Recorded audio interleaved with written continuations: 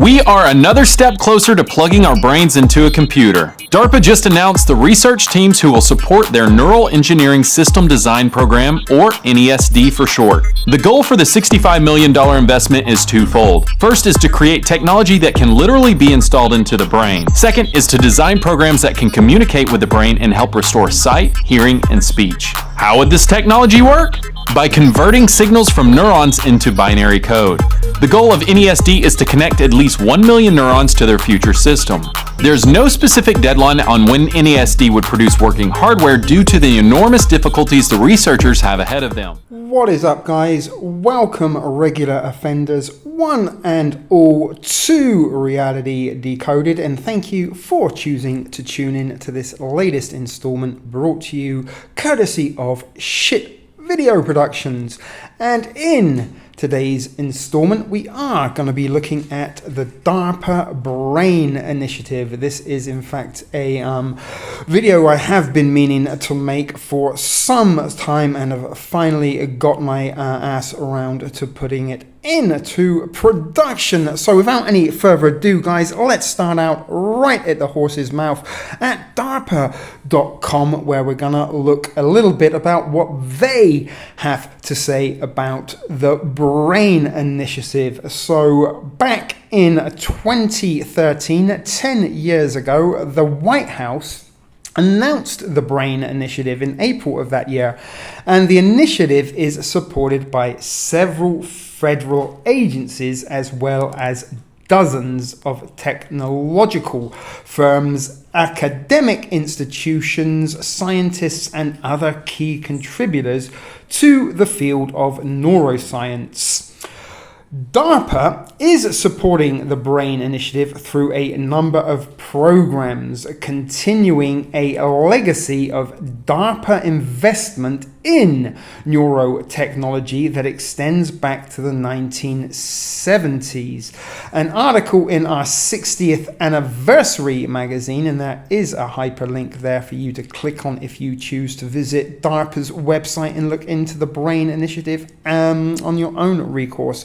And you have all the information right there to find that for yourself. It's not hidden away, it's not secret. This is very easy to find information, but very not commonly known information. And if or not you think this information is as disturbing as I do, that remains to be seen. But throughout the duration of this presentation, there's an awful lot for your education, entertainment, and informative purposes to help you formulate your own opinion and make of it what you will as to what you think the Brain Initiative exactly is. But there was an article in the 60th anniversary magazine that provides an overview of the agency's recent research aimed at expanding the frontiers of the field and enabling powerful new capabilities. What those powerful new capabilities could possibly be, one can only wonder. But electrical prescriptions, ElectRx, I don't know if that's how you would pronounce it correctly, but the ElectRx program aims to help the human body heal itself through neuromodulation of organ functions using ultra miniaturized devices approximately the size of individual nerve fibers, which could be delivered through minimally invasive injection. Work begins. Here are some more hyperlinks to support self-healing of body and mind. ElectRx has nerve to envision revolutionary therapies for self-healing. President Obama highlights a new DARPA program aimed at developing novel therapies customized to individual patients. But another one of their, under the umbrella of the Brain Initiative, this is another one of their projects, hand pro precipitation and touch interfaces. The haptics program aims to create fully implantable, modular, and reconfigurable neurointerface microsystems that communicate wirelessly with external modules such as a prosthesis interface link to deliver neuralistic sensations to amputees, and another bunch of hyperlinks below. Supporting what haptics is all about. Again, guys, if you choose to go and look at this yourself, all you need to do is put DARPA Brain Initiative into a search engine of your choice, and this should be the first thing that pops up in the search results. So clicking past the hyperlinks, neuroengineering system designed NEST. The NESD program aims to develop an implantable neuro interface able to provide unprecedented signal resolution and data transfer bandwidth between the brain and the digital world. Sharing your thoughts with the cloud, guys, is pretty much what that is all about, unless you want to believe that there are no nefarious reasons whatsoever that they would want to have neurolinks that can transfer data between the brain and the digital world. And again, more hyperlinks if you want to go and click on those yourself. But the NeuroFast program, it seeks to enable unprecedented visualization and decoding of brain activity to better characterize and mitigate threats to the human brain, as well as to facilitate development of brain in the loop system to accelerate and improve functional behaviors. Make of that what you will, guys. Basically, what I make of that is the ability to change the way the human thinks and how the human behaves through Neuralink and wireless technology linked directly to the brain. But again, make of that what you will. That's just my thoughts and opinions. The program has developed Clarity, a revolutionary tissue preservation method, and builds off recent discoveries in genetics, optical recordings, and brain-computer interfaces. Scary, scary stuff, guys. This isn't the realms of science fiction. This is something that was going on 10 years ago, or was first announced 10 years ago, which can only suggest that there were years of research and looking into it that date back to the 70s, as the article says, carrying out experimentation and research into this field. And in 2013, it sort of went not necessarily viral. It was declassified or made announcement that this was going to be a very, very big deal, and Obama was the poster boy and the spokesperson for this. Got more hyperlinks for you if you wanted to click on them. But the next generation neurosurgical neurotechnology, N3. The N3 program aims to develop a safe, portable neural interface system capable of reading from and writing to multiple points in the brain at once. A safe, portable neural interface system could be something like a cellular phone, or back in the good old 1980s, perhaps a Walkman. But whereas the most advanced existing neurotechnology requires surgical implantation of electrodes, N3 is pursuing high-resolution technology that works without the requirement for surgery, so that it can be used by able-bodied people. Able-bodied people, functioning humans. A portable device that can, let's see what it said again, capable of reading form and writing to multiple points.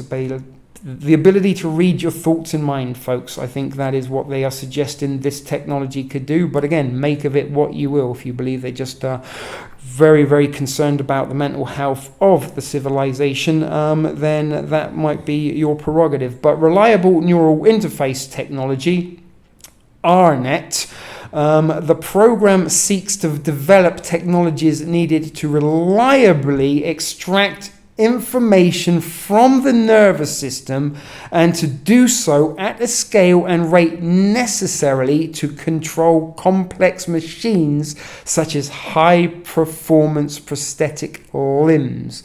Minimally invasive stentrobe shows potential as neuro interface brain. Now again, guys, we could click on each and every one of these, but this would be an extremely long and longer than it already is long presentation. Again, if you're interested and curious in looking into this yourself, go to DARPA's website and look up the Brain Initiative for yourself and click on these at your own free will, because it gets more and more disturbing each and every one you click on. Look at that one: new nerve and muscle interfaces and aid wounded warrior amputees. And again, think of the dual purpose of what they could also be using this for. Now, restoring active memory, the RAM program aims to develop and test a wireless, fully implantable neuro-interface medical device for human clinical use. The device would facilitate the formation of new memories and retrieval of existing ones. It could also possibly plant false memories into the mind with that same said technology. But it can retrieve memories in individuals who have lost these capacities as a result of traumatic brain injury or neurological diseases. And again, targeted electrical stimulation of the brain shows promise as a memory aid. And again, they could use that to possibly wipe memories if they needed to, stop you thinking things they don't want you to think. Is this all about thought control, mind control, brainwashing, erasing memories, creating memories, and just exactly how active is this system is in today's society, and how personalized can it be? But restoring active memory replay, RAM replay, the RAM replay program will investigate the role of neural replay in the formation and recall of memory, with the goal of helping individuals better remember specific episodic events and learned skills. The program aims to develop novel and rigorous computational methods to help investigators determine not only which brain components matter in memory formation and recall, but also how much they matter. DARPA aims to accelerate memory function for skill learning.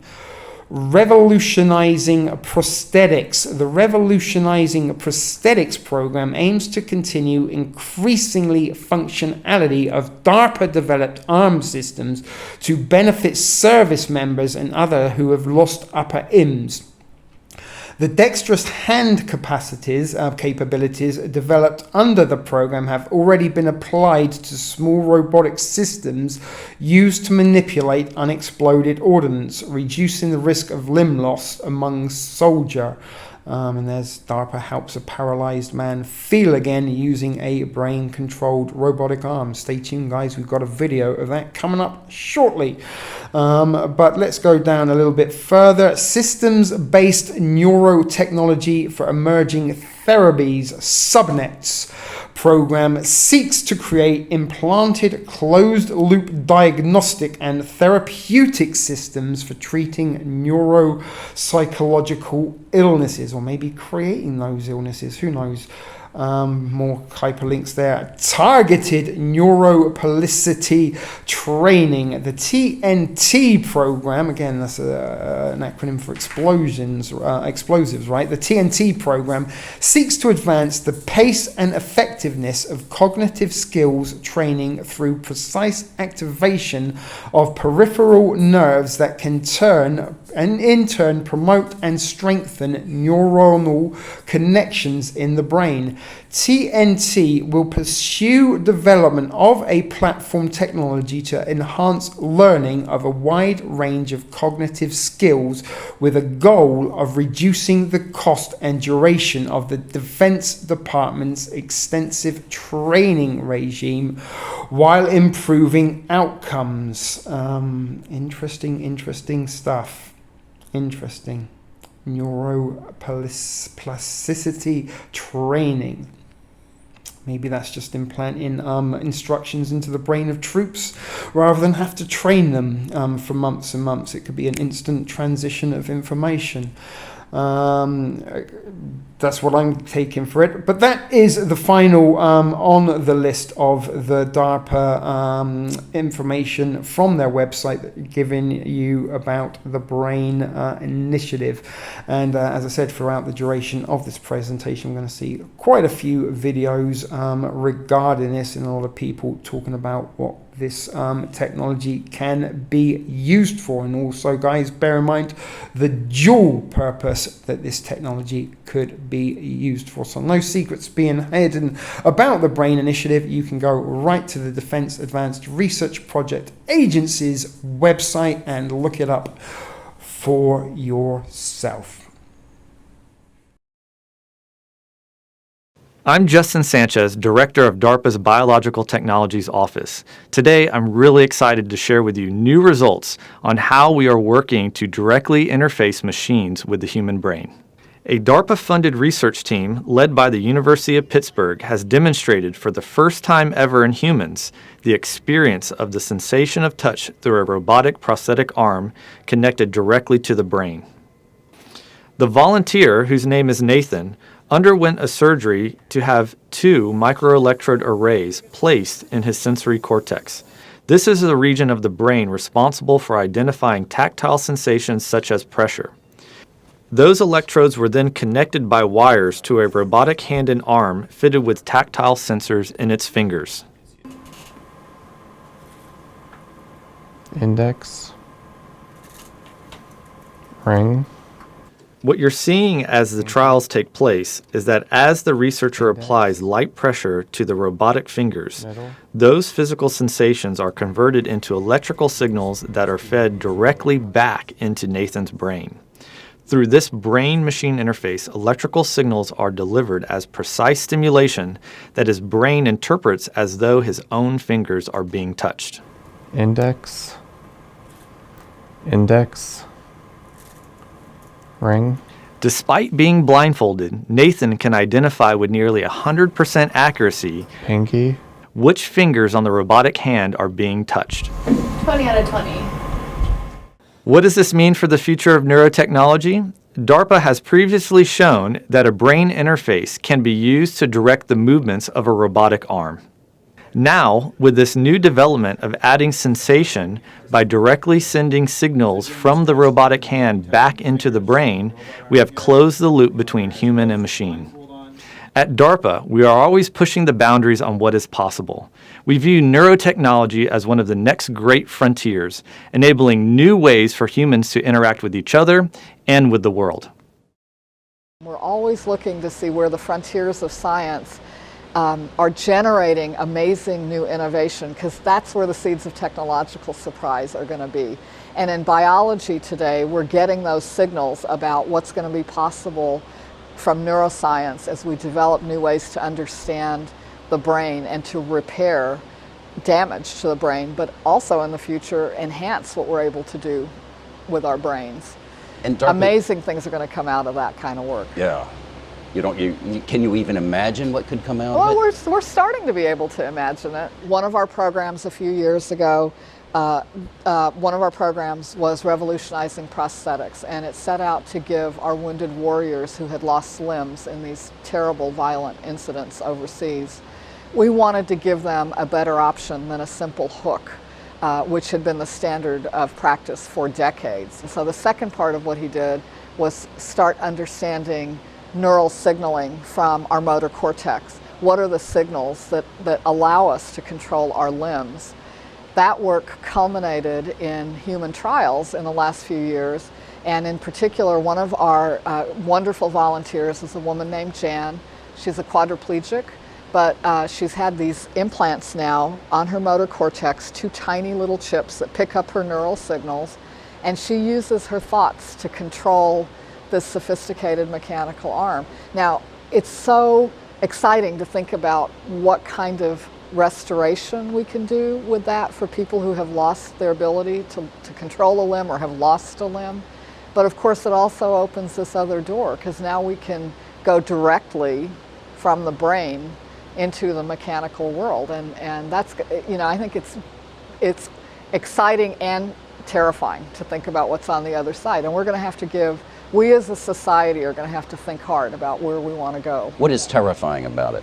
Lets us imagine a future, possibly, where there are ways to be able to do that kind of pickup of neural signaling, fine detailed pickup of neural signaling without having to use surgical techniques. And if we got to that future, you could imagine, imagine a pilot flying a plane, instead of having a neural signal that tells him how to control Right. the controls through his limbs. Imagine if he was able to eliminate that latency and fly the plane directly. From his brain. Right. That's the part that sounds exciting, but once you can do that. But that also you can sounds a little scary. Exactly. And I think that's the nature of these leading edge technologies, is we pursue them because of their promise, but we know that they are going to pose really interesting and important challenges for us as a society. Ladies and gentlemen, please welcome DARPA neurotechnologist Justin Sanchez.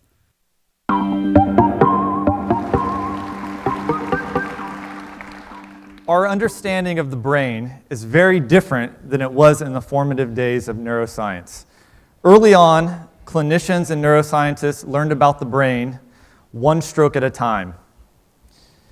They could only discover the relationship between brain structure and function after large portions of brain tissue became diseased. Today, through electrical and optical interfaces to the brain, we are able to discover and learn about the structural, electrical, and chemical components of neural activity that emerges millisecond to millisecond and throughout all of a lifetime. That allows us to interpret and direct the activity of microscopic individual neurons, as well as large-scale neural networks spanning centimeters of brain tissue. DARPA-sponsored research is enabling us to measure the activity of many different brain signals that span many different systems of the brain. And we do this to establish new theories for how neural activity gives rise to specific behaviors. The once mysterious neural code is now becoming elucidated with precise computational models that can shed light on historically black box functions such as movement, sensation, memory, and cognition. Today, I'd like to take you on a journey and show you what we're learning in two of those spaces: the brain's role in the generation of movement and sensation, as demonstrated by some of the very first people to ever be fitted with a direct brain interface. This is Nathan and Jan. They're both living with paralysis, and they volunteered to be some of the very first pioneers for the technologies that we're developing. And through a DARPA-sponsored program, they volunteered to have a brain surgery to place tiny microelectrode arrays into the cortex of their brain. And with that direct brain interface, Jan did something truly amazing. With her brain's motor cortex, she controlled the world's most advanced prosthetic arm, using only her neural activity.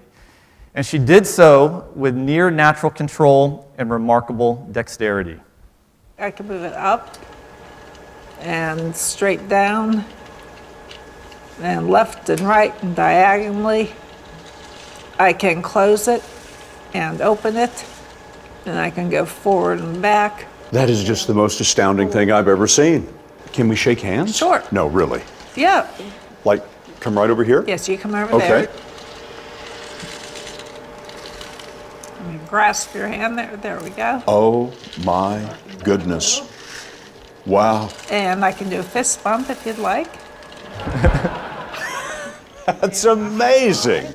And it is amazing, right? At a meeting that we're thinking about what's possible, it's amazing to think that this is possible. And it was all enabled by transmitting the signals directly out of her brain, processing those signals in real time by a computer, and sending the control commands directly to the robotic limb. So now, once we realized the capability of moving machines with brain activity, we took the next step and we asked the question, can we run the experiment in reverse and do for sensation what we did for the motor system? So using advanced technologies that translate the forces that are applied to the fingertips of the robotic hand into electrical signals that could be used to directly stimulate the sensory neurons in the brain, Nathan was able to sense and feel what the robotic hand was touching using only his brain. Index, pinky, middle, index and middle. I've seen this video 100 times and it still makes the hair on the back of my neck stand up. It's amazing we can do this today.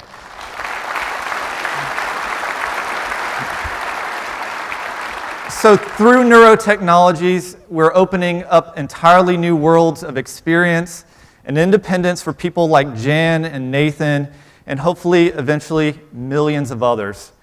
When we think about all of the other functions of the brain, cognition and learning and memory, and the potential that neurotechnologies holds for them, and all of the future work that needs to be done in those spaces to make neurotechnologies a reality, it's so exciting. So there's just one final question really to ask here today. It's how might a direct neural interface affect your life? I would say the possibilities are endless. Thank you.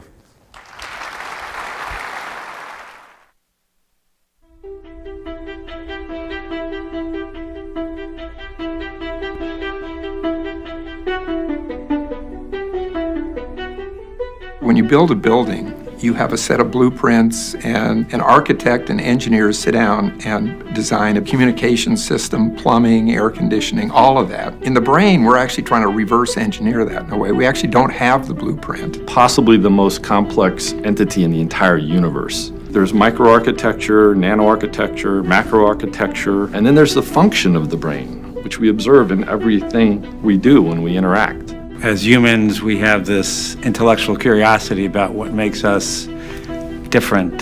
It's all related to our brain circuits. Getting the tools to allow us to see circuit activity in action and then apply it to problems that no one's been able to solve before would be a tremendous advance. We all have a brain and we want to understand that brain better. Get the scientists from different communities, different cultures, different emphases together. They'll start forming their collaborations organically. To do that type of sharing, you don't need a big bureaucracy. You don't need a lot of complexity. You just need to talk to each other. No one person or even small number of people have the expertise in terms of anatomy, physiology, computation, theory, mathematics. We can all act synergistically to come to a better model of what's going on. Every one of us have been touched either directly or indirectly by mental conditions. And the fact that we don't have answers for a lot of these things, we don't know how to cure depression, we don't know how to treat Alzheimer's, we don't know how to deal with post-traumatic stress disorder. When you have diversity in a group, you would take in the advice, experience, expertise from others, and that I think at the end will end up enriching whatever you're trying to build. Brain Initiative combine the science and engineering together to develop the tool which can impact the neuroscience community, interrogating the signal connectivity, how these single neuron will be connecting to the next neuron, how memory is being really formed and retrieved, deeply understand the last frontier of our mystery of the brain. For researchers, oftentimes there's questions of funding, there's questions of relevance, and foundations can say, we're committed to this work because we're doing this work. We're putting our mouths where our money is and our money where our mouth is. If we as a government don't fund basic science, who's going to do it? Better outcomes for patients and for all of us, whether you are diagnosed with a disease or not. It's going to save us a lot in the long run as far as healthcare costs. Let's get all the stakeholders, industry, government, academics, lawyers, doctors, people from all parts of life, and let's come up with a structure to help people in the greatest need. What would happen if we put this, and that together? If it actually worked, it could really advance things. And in terms of the research that we do in neuroscience, I think the Brain Initiatives enabled that kind of high risk, high reward. We should just get people together to pursue this goal that is much greater than any one of us individual professors or scientists. What could be more interesting than understanding what the ingredients to consciousness are? That's our vision.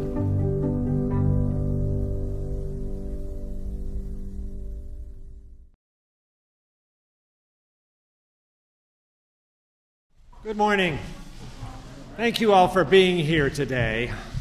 I'm Francis Collins, Director of the National Institutes of Health, NIH, and I am proud to have the honor of welcoming you here to the East Room of the White House for a very special scientific announcement by the President. Investing in biomedical research is one of the wisest choices we can make as a nation. The United States has long been at the forefront of one medical breakthrough after another, helping to save lives, improve people's health, and grow the economy. Moving forward, we as a country are extraordinarily fortunate to have a leader who places such a high value on science to unlock the mysteries of disease and discover new ways of overcoming them. But now we stand at the edge of another frontier in biomedicine and biological research, which the President will describe in a moment. Some may ask how we can afford to talk about investing in bold new research during difficult budgetary times. But the reality is we can't afford not to. The worst thing we can do in challenging economic times is to stifle innovative thinking. And asking people in this room to delay innovation would be like asking the cherry trees in Washington to delay blooming. It's exactly that innovation that holds immense potential, not just for the families whose lives it will change, but for also spurring new jobs and business opportunities. The President understands this implicitly. He knows the importance of connecting scientific advances with solid science policy, and he knows the power of partnership. And that's why he has brought us all together here today.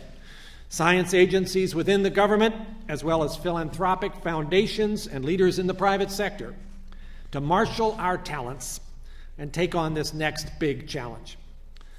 So without further ado, it is a great personal privilege and a high honor to introduce our scientist-in-chief, the President of the United States, Barack Obama.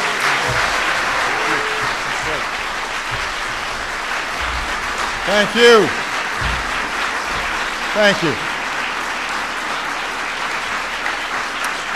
Thank you so much. Thank you, everybody. Please have a seat.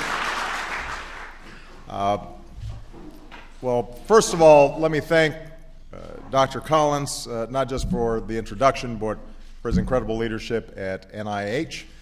Those of you who know Francis also know that he's quite a gifted singer and musician, so I was asking whether he was going to be willing to sing the introduction, and he declined, but his leadership has been extraordinary, and I'm glad I've been promoted to scientist-in-chief.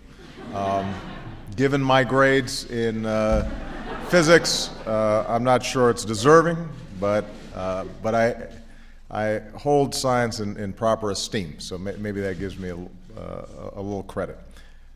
You know, today I've invited some of the smartest people in the country, some of the most imaginative and effective researchers in the country, some very smart people, to talk about the challenge that I issued in my State of the Union address: to grow our economy, to create new jobs, to reignite a rising, thriving middle class by investing in one of our core strengths, and that's American innovation.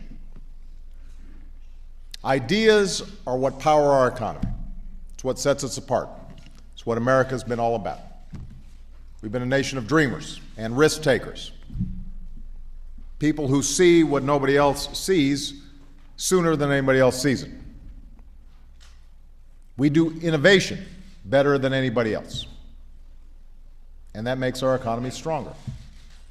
When we invest in the best ideas before anybody else does, our businesses and our workers can make the best products and deliver the best services before anybody else.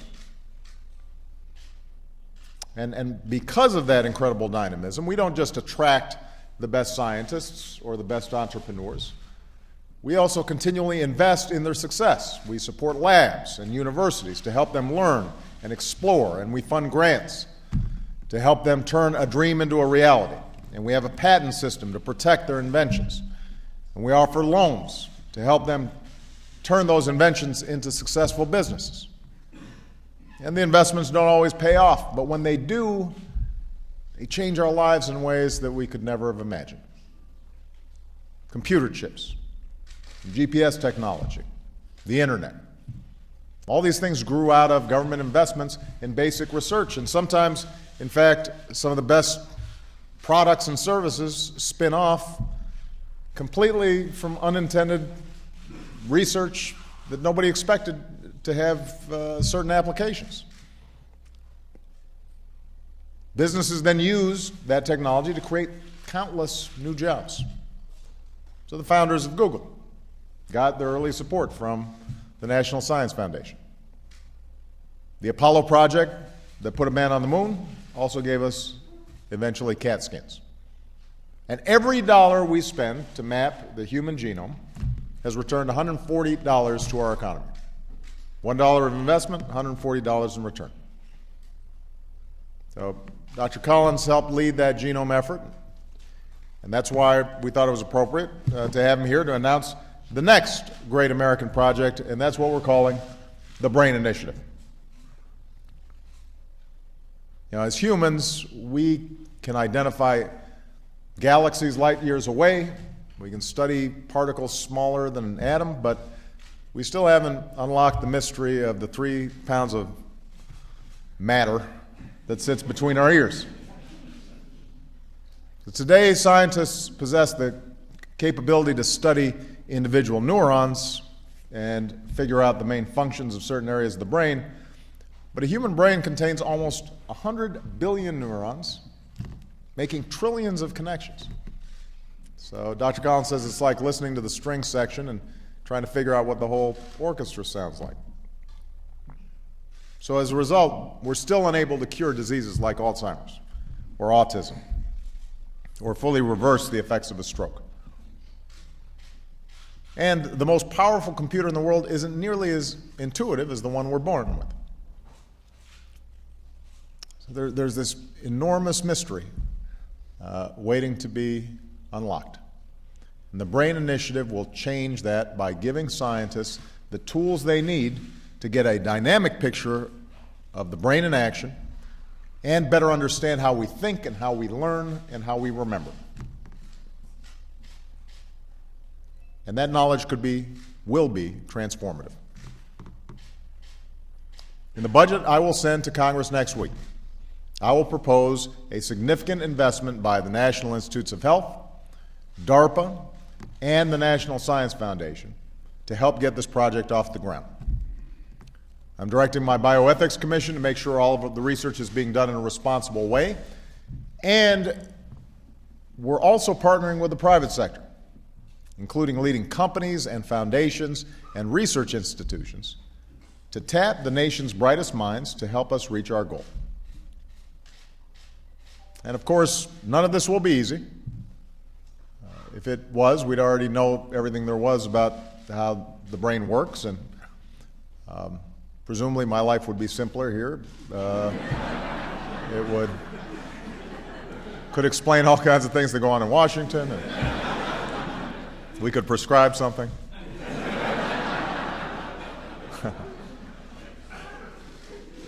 So it won't be easy, but think about what we could do once we do crack this code.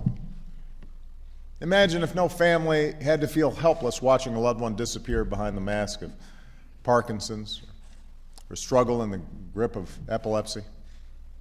Imagine if we could reverse traumatic brain injury or PTSD for our veterans who are coming home. Imagine if someone with a prosthetic limb can now play the piano or throw a baseball as well as anybody else because the wiring from the brain to that prosthetic is direct and triggered by what's already happening in the patient's mind. What if computers could respond to our thoughts, or our language barriers could come tumbling down?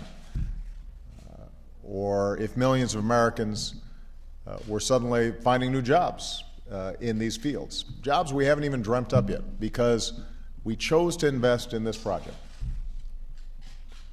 That's the future we're imagining. That's what we're hoping for.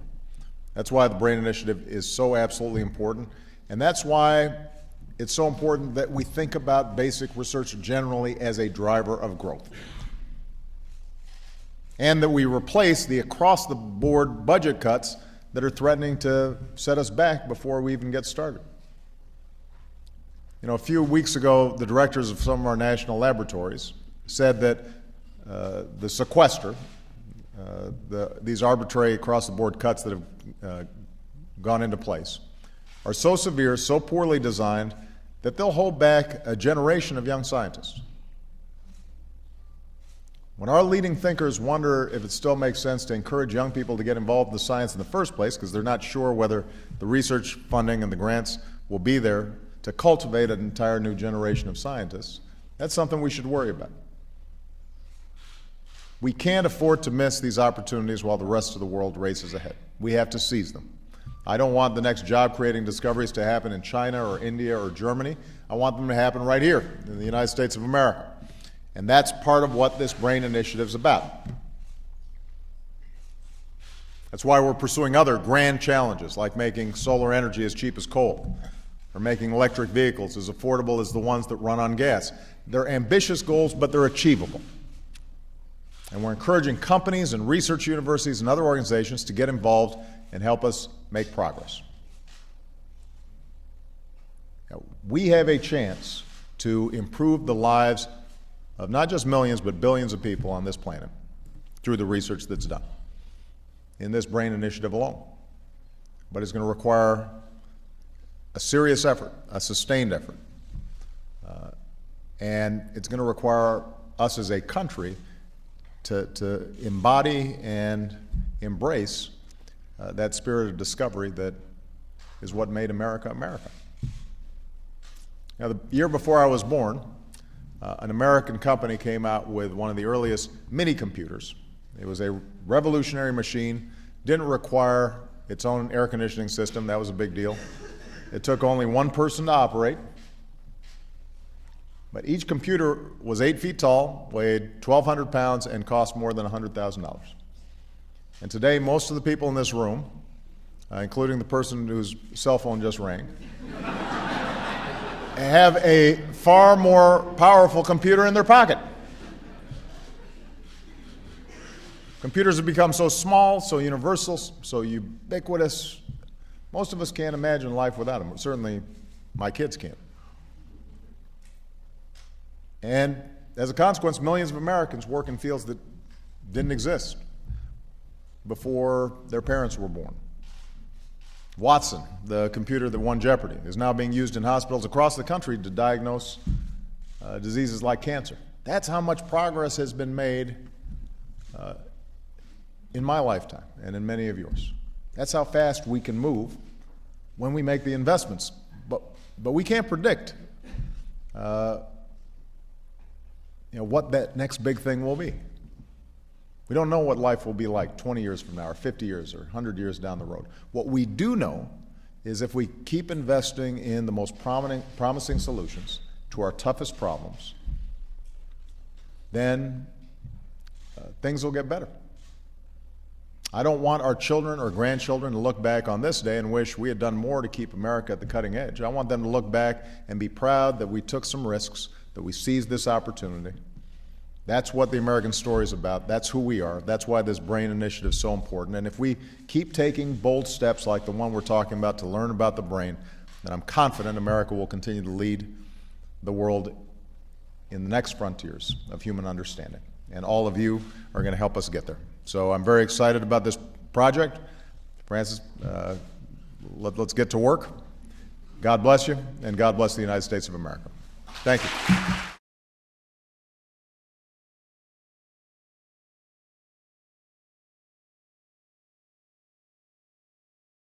My name's Philip Alvelda. I am the program manager Jeff was alluding to, one of the new guys in the biology technology office.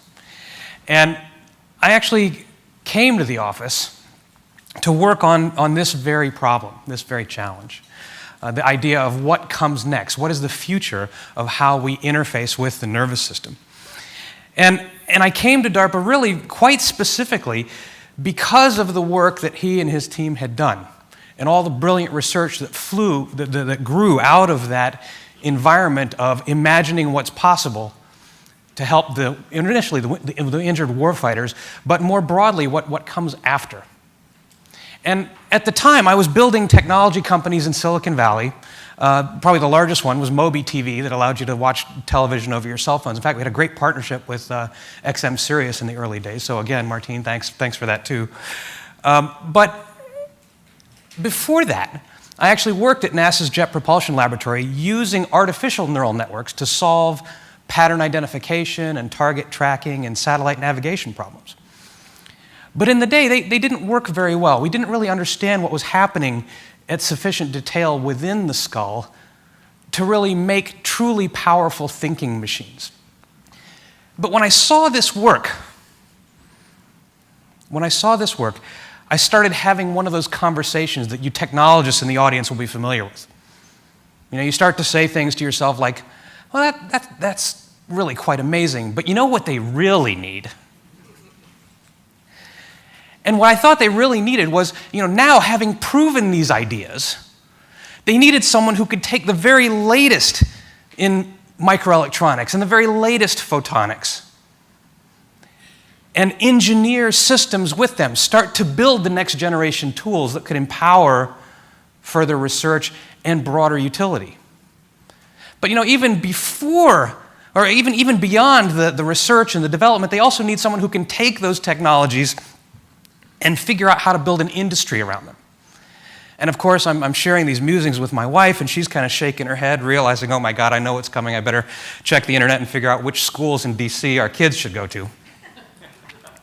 And of course, she realized it before I did, but ultimately, I realized that DARPA was the place that I could have this level of impact, this level of global impact, and combine it with the experience in the agency that had gone through the process of doing exactly this sort of thing in the creation of the internet. Because I think this transition, this potential change in technology possibility is really quite profound. And of course, beyond these early evolutions, DARPA has started a number of new programs to look at how to image the brain more precisely over broader areas, how to influence the anatomy quite directly. So there's a whole host of programs that you're going to hear about over the next day or two from program managers like Justin Sanchez and Doug Weber, who will go into the details of what is the new science, which are the new areas that we can begin to explore with these new technologies. But what strikes me is that really, from a very high level, when I think of it as an engineer, the fundamental problem of empowering us to do more powerful things with the nervous system is this fundamental challenge of how do you get very, very high bandwidth, very precise information out of the incredibly complex brain on one side, which has this interesting language of electrochemical impulses, and translate it, bridge it into the language of computers that we use to manage everything else. And the complexity is staggering. Trillions of neurons and synapses on one side, trillions of transistors and wires on the other. And the remarkable thing about the early proofs of concept that we've seen so far is that they were done with 100 wires. So the remarkable progress has come despite this enormous 10 orders of magnitude bottleneck that's limiting what we can get in and out of the brain. So really, we're at the very beginning of what's possible in this industry. So let me put this in context for you.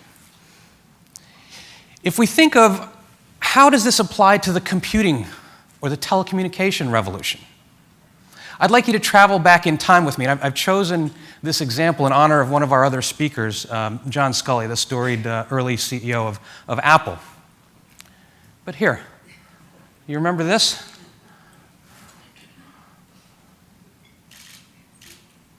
Here we go. Do we have audio? There we go. Ah, the dial-up phone. Can anyone recognize the machine yet?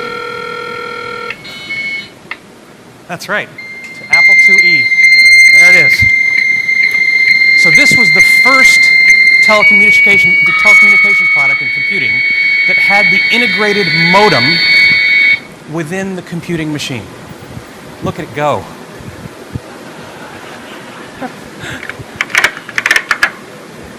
That thing operated a smoking 300 baud. That's 300 bits per second, or about 40 characters per second. Even look, when he logs in, look at the speed of it. Okay? This was a wondrous product. This was the first commercial device that integrated that abstracted communication function. So in a sense, I argue that the demonstrations that we've performed so far, wondrous as they are the equivalent of the 300 baud modem in and out of your skull. So let's take the direct analogy of what has been done in the computer technology universe and apply it to what is now possible in biotechnology. Let me digress here and tell you that one of the great things about being a DARPA program manager is you get to meet tremendous intellects, scientists, students, engineers, technologists, innovators, really all of them. And sometimes you find one that inspires you, that provides a perfect example at a presentation like this. And this happened to me a couple months ago at the optogenetics workshop in Denver, where I met a young man who was giving a poster on how do you interface with light to the auditory brainstem. Exactly what I was interested in. And so I began inquiring, asking details about his poster, and we had this fantastic conversation.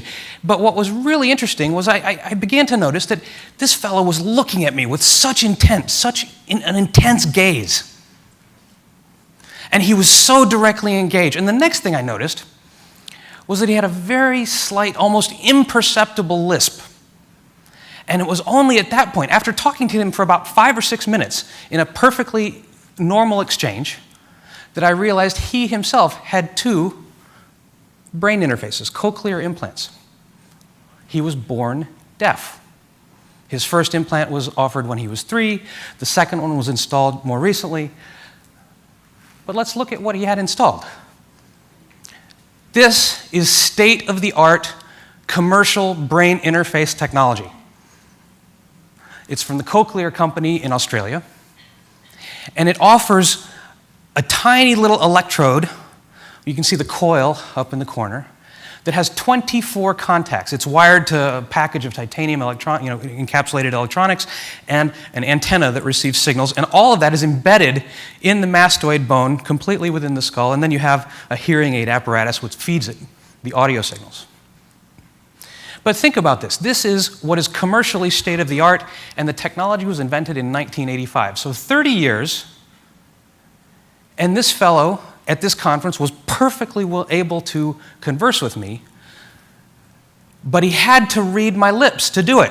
That's why he was staring at me so intensely. He had 24 contacts that really did an only partial job of translating the natural world for him. Powerful, direct interface to the nervous system, but little progress in 30 years. Now, what does that mean for him? For you and I, we walk into a concert hall, we see something like this, and with normal sight and vision, we hear this. State-of-the-art neural interface, whether it's retinal or auditory, sounds like this. This is what the 24 contacts perform. A very pale shadow of what's possible. So when you start to be motivated to invent the next technology that's going to change this, you look at the progress of neural interface bandwidth. So in the modem analogy, how many independent channels of information have we been able to pull out of the brain? How many individual neural signals could we resolve? Today, the revolutionizing prosthetic robot arm, about 100 contacts, 100 contacts. It allows us coarse movement. But now, of course, we have 30 years of microelectronics progress to apply. And even more interestingly, we now have a whole generation of new optical technologies which promise even greater precision and greater bandwidth, where we can imagine not just hundreds of interconnections from within the brain, but hundreds of thousands, perhaps even millions. And this is important because with the greater bandwidth, just like today, well, we started with simple text in the 300 baud modem, and we now think nothing of firing up Netflix and getting a 6 megabit stream with HD video. You can imagine that with the increases in bandwidth, so increases our capability. So going from coarse motor control of a robot arm to the Luke Skywalker full interaction with touch that you'll hear about from Doug Weber. We can begin to think about parts of the brain that we might interface with that have much more complexity. And so not just controlling robot arms, but interfacing our sensory system with precision. So hundreds of thousands of connections to the auditory system, perhaps even millions of connections to the visual system. Can we get to millions? I believe we can. As Jeff said, DARPA hard for sure. But this is a benchtop instrument and work from Genelia 2 years ago. It's a microscope looking at the brain of a zebrafish. This zebrafish has been genetically engineered so that when the neurons fire as the fish thinks, they fluoresce, and you can capture that with video. So this is actually a video of a fish thinking, resolving each of its neurons as it fires. So how do we take that $1 million microscope that sits on a bench and turn it into something that we could put in a person? Well, the progress over the last 2 years has been remarkable. So this example is from Mark Schnitzer's lab at Stanford, where from the first benchtop proof of concept of this neural imaging technique, the first bench prototype on the right, not too long after that, a couple of his grad students spun off a company called Inscopics, and they produced what is now the world's smallest fluorescent microscope. And within it, you can look at one of the early prototypes broken down. This was done with just a commercial-grade CMOS sensor out of a webcam. Edmund Scientific Optics, a commercial-grade LED. 5 Nobel Prize-winning labs are using that product to watch the brains of mice as they navigate mazes, doing cognitive studies of what happens in the brain as marmosets handle objects and identify things. But this isn't quite ready for putting in a human yet. So this is where DARPA comes in. What does the next type of system replace the discrete optics with? CMOS-style color filters, just with process layers. We're taking what used to be discrete optics and miniaturizing them and planarizing them, whether it's a lenslet to focus or even in the middle, Michael Watts' work from MIT, where we're making these active emitters. So not only could we sense and image what's happening in the brain, we could write to it and cause the neurons to fire. We could stimulate the brain as well. But figuring out how to image and talk to and write to the brain is only part of the problem. We also want to make it something that any of us would ultimately be interested in having implanted in our bodies. And so part of the challenge is not just miniaturization, but it's managing things like power and packaging, and how do you take it and wrap it in a material that is hermetic and non-toxic and can be sealed to be implanted for long-term use. But having gone through some of these high-level calculations, again, with the DARPA hard program, we believe it's possible to find tiny little elements that if you want to interface to the motor cortex at extreme resolution, we can build something that you could inset in your skull. Perhaps later it could be less invasive, but initially, to be able to see clearly, we need that access. You want to look at your vision or stimulate your vision system, we believe we could put implants in that area, and of course, whichever part of the brain you want to be interfacing with. We believe, just like the computers had a modem that abstracted that communication function, wherever you want information out of the brain, we can build a generic part that has a high-precision neural interface, and within it, some common parts. Whatever that neural interface turns out to be, whether it's electronic contacts directly in touching the surface of the brain, passing through a ceramic coating, there's still going to be, the equivalent of the Bluetooth data I/O system, the coil for receiving power, the packaging and passivation that has to be sealable. Other variations that might be optical and imaging could be built with planarized optics and work in the same fashion. But regardless, there are these common modem components that we believe it is possible to build and scale. So at DARPA, we talk a lot about finding that point of technology leverage, of not just developing something that we think would be cool, but finding what is that point that if we develop that one piece, you can create an industry. And so here, I find inspiration from this one example. This is an example, one of the shining moments of DARPA's past. This is a napkin drawing, an image of the actual napkin that Bob Metcalf drew, depicting the first ideation, the first realization that it might be possible to build a very, very high-performance modem to connect different computers. So this is the precursor to what became the Ethernet modem. It's the precursor to what became 3Com. And that was the industrial moment that kicked off the exponential growth of the internet. That's what we want to build for the brain interface. We want to find our equivalent in all of its first generation ugliness with the acoustic delay line. Can you imagine an acoustic delay line in an electronic modem? But that was the first one. That was the napkin. That's what we're looking for, that point of technology leverage. And if we're successful doing that, I believe that we can go from the current state of the art, where our cochlear implant patients, instead of hearing this, where you can tell that there might be some music or rhythm, but you can't hear pitch. You can tell if you're reading lips and concentrating that someone is speaking to you and interpret what they're saying. But with a high-resolution interface, with the cortical modem type of program, I believe that within 5 years, can you give me 5? We can get back to this.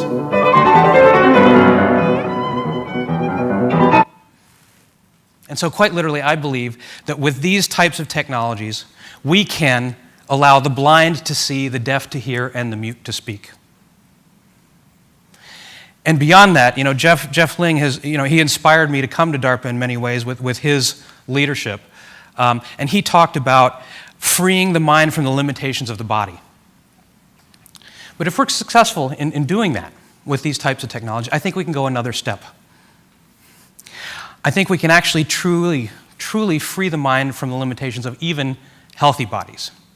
And once we do that, we can go beyond just restoring lost function and imagining what are the things that we could do beyond restorative medicine.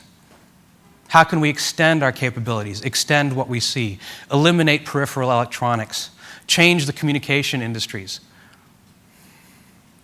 and bring about a very important change. Now, in closing, I'm going to refer to my grad school. So I went to grad school at MIT. Some of you may know the motto of the Institute, mens et manus. So it's mind and hand. And the theme, of course, was that we engineers at MIT, we imagine what's possible, we apply our minds, and then we apply our hands to create them and to change the world. I think maybe we should think about what the next motto should be.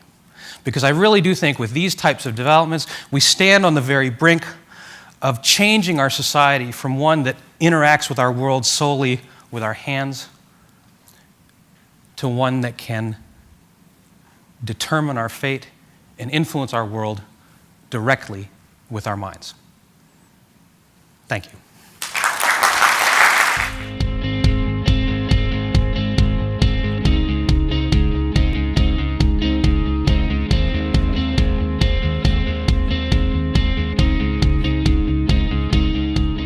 So one of the things we're really trying to understand here are kind of the fundamental mechanisms by which, when we can stimulate the peripheral nervous system, how does that then lead to changes inside the brain, in the cortex and the brainstem, and ultimately how can we kind of harness those reactions to help a person learn a task better, remember some kind of task that they've been assigned faster, things like that. Almost all students at some point in finals week decide to have a cup of coffee, and they know that that's going to help them stay awake, stay engaged, be able to learn learn their subject matter better. So our goal is to try to, be able to do something like that, but with much better fidelity. That is, instead of saying, all right, I need a cup of coffee now, and and hopefully then in 20 minutes I'm going to be right at the right level. We're going to say, all right, we're going to monitor exactly how you're doing in minute by minute, second by second, and be able to then adjust that so that we kind of keep you in this optimal, you might want to say, keep you in the zone for as long as possible.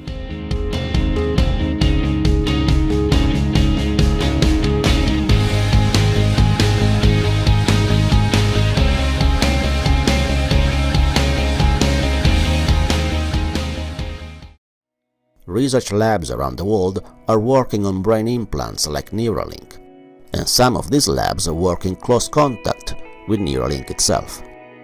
Here is how one of them is making progress. Recently, Neuralink demonstrated how a monkey can play Pong by simply using brain commands. What is fascinating about the event is not so much that the monkey can use brainwaves to communicate with a computer, but the fact that she can do it with a technology that is not invasive. Humans have been able to play computer games with their mind for quite a while. Darpa, for example, has been investing in research about brain-to-computers interface for years. And playing games has been part of the research projects. In this experiment, 2 volunteers were connected to a flight simulator game. Take a look. And we connected them to the surface features of an aircraft within a flight simulator. And within minutes, both Nathan and Jan were able to fly through hoops and through the Grand Canyon and over and around the pyramids of Egypt in the flight simulator. And as you can see on this video on the right, Nathan was able to not only direct a plane here at the center of the screen, but he was also able to control the behavior of these aircraft here at the top of the screen at the same time. So what we see here in this first paradigm is the ability to use BCI signals for low-level direct control of specific functions, such as controlling a prosthetic limb or controlling a plane. And for some use cases, this is going to be the best approach for users to interact with objects or to interact with the world. There are some limitations associated with this control related to the user's attention and the amount of information that we can collect from the neural interface, the signal bandwidth. The problem for these kinds of experiments is that they require the patients to have an intrusive and very visible device placed on their head. Only a few weeks before Neuralink presented the monkey experiment, BrainGate, a clinical research center within Brown University, announced that they were able to produce the same kind of experiments that DARPA carried out, again with humans, but with a simpler system, and the system is becoming similar to the Neuralink architecture. That thing at the bottom is just to hold the threads in place because they're just like little fine wires. In the new design of the BrainGate device, the cables are gone. They are replaced instead by a wireless transmitter, also positioned on the head of the patient, near the implant. The transmitter is about 2 inches in its largest dimension and weigh a little over 1.5 ounces. The unit sits on top of a user's head and connects to an electrode array within the brain's motor cortex, using the same port used by wired systems. Here are the comments from Lee Hochberg, the leading researcher at BrainGate. Happy to report that cable, big cable, is no longer required. It can be replaced by something much smaller that can be placed on top of a head, connected to that pedestal. This is a wireless transmitter that we've been using recently, and that no longer needs to be placed by us on the research team. It can be and has been placed by caregivers, allowing our participants who are interested in doing so to use the system at times in their own home, even when we're not really engaged in a research session, but instead allowing them to use the system and, importantly, to give us feedback. The new device offers also a larger bandwidth, and so it allows the user to interact with different types of applications within a device. And again, the inputs come from a human, not a monkey. This gentleman in the lower part of the screen laying on his right side, this is a fluorescent orange neck pillow that you're looking at, and really blurry here is one of these devices that is one of these small wireless transmitters attached to the pedestal on the top of his head, using that tablet computer much the same way he might have run his own hand over that tablet and tapped on the icons prior to his injury. For the benefits of the individuals that cannot communicate, it is important to note that the two systems are not competing, but converging. In fact, Neuralink supports BrainGate, and they cooperate by sharing data. Take a listen. Mass General has a clinical research support agreement with 3 companies that are relevant in this space, if not more, which includes Neuralink, as you just mentioned, Paradromics and Synchron. So I'm very fortunate to have the opportunity to interact with them every so often through the hospital, because what we're learning in our BrainGate research, I want them to know, because just as you said, with their budgets, with their corporate ability to be defining a system and moving it forward, I want them to learn and to know and to not have to learn everything that we've learned over the course of the trial.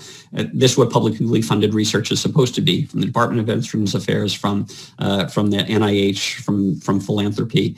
We should learn as much as we can, and if we can hand that off to allow industry to define the product that will appear, that's what we want. And so the next evolution is exactly what Musk and Neuralink had envisioned, a full invisible implant. Final step, not the one that we're at today, but already working in the University Research Lab, is a fully implanted system. That's where medical devices need to go. But in order to get there, we need the ongoing input from people who are enrolled in the trial, telling us what works, telling us what we need to continue to work on, and undoubtedly these will be fully implanted devices in the hopefully not too distant future.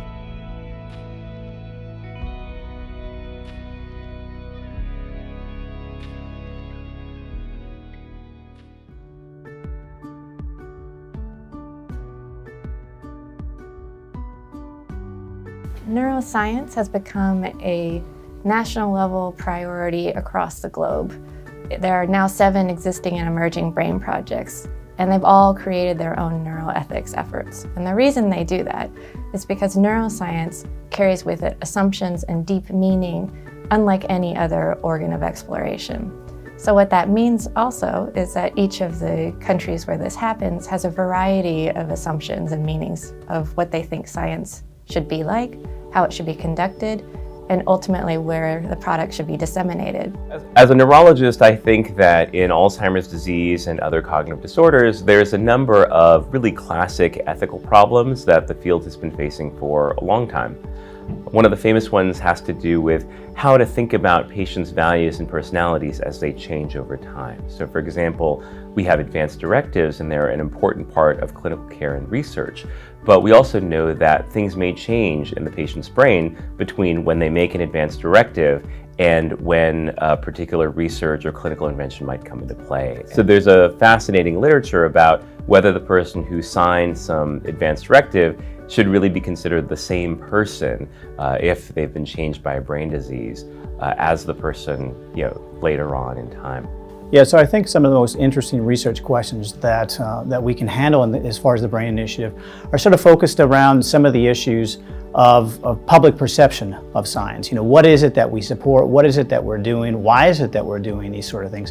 Particularly with the BRAIN Initiative, where we're sort of pushing the envelope on some really cutting edge type technologies, and how do you use them not just for the benefit of the patient, but for society at large. And I think if you pause for a moment and think about some of these technologies, we have intended uses for them, but then there are potential other uses that might be used for a number of other entities or agencies, and then there's the private side as well. So I think being thoughtful in how scientists think about these things, how the public perceives these sort of things, and where they potentially could go, I think is a really important issue for people to think about.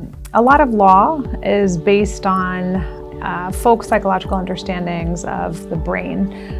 For example, in criminal law, we assume that people have the capacity to do things voluntarily, that they do things with particular mental states. And neuroscience may challenge that. The more we learn and understand about the human brain, the more we understand that many actions may not be completely volitional, many actions may not be with the same kind of mental state that we would need for the kinds of criminal culpability we talk about. But it's expansive, all of the issues and all the ways in which neuroscience is touching the legal system, from our tort law conceptions of how we show whether or not a person is in pain, to forensic applications to try to see if a person is lying or telling the truth, to eyewitness memory and trying to reconstruct and understand what people are remembering, how accurate memory is. Neuroscience is challenging all of that, which is both terrific but also requires that we rethink a lot of what we're doing in neuroscience.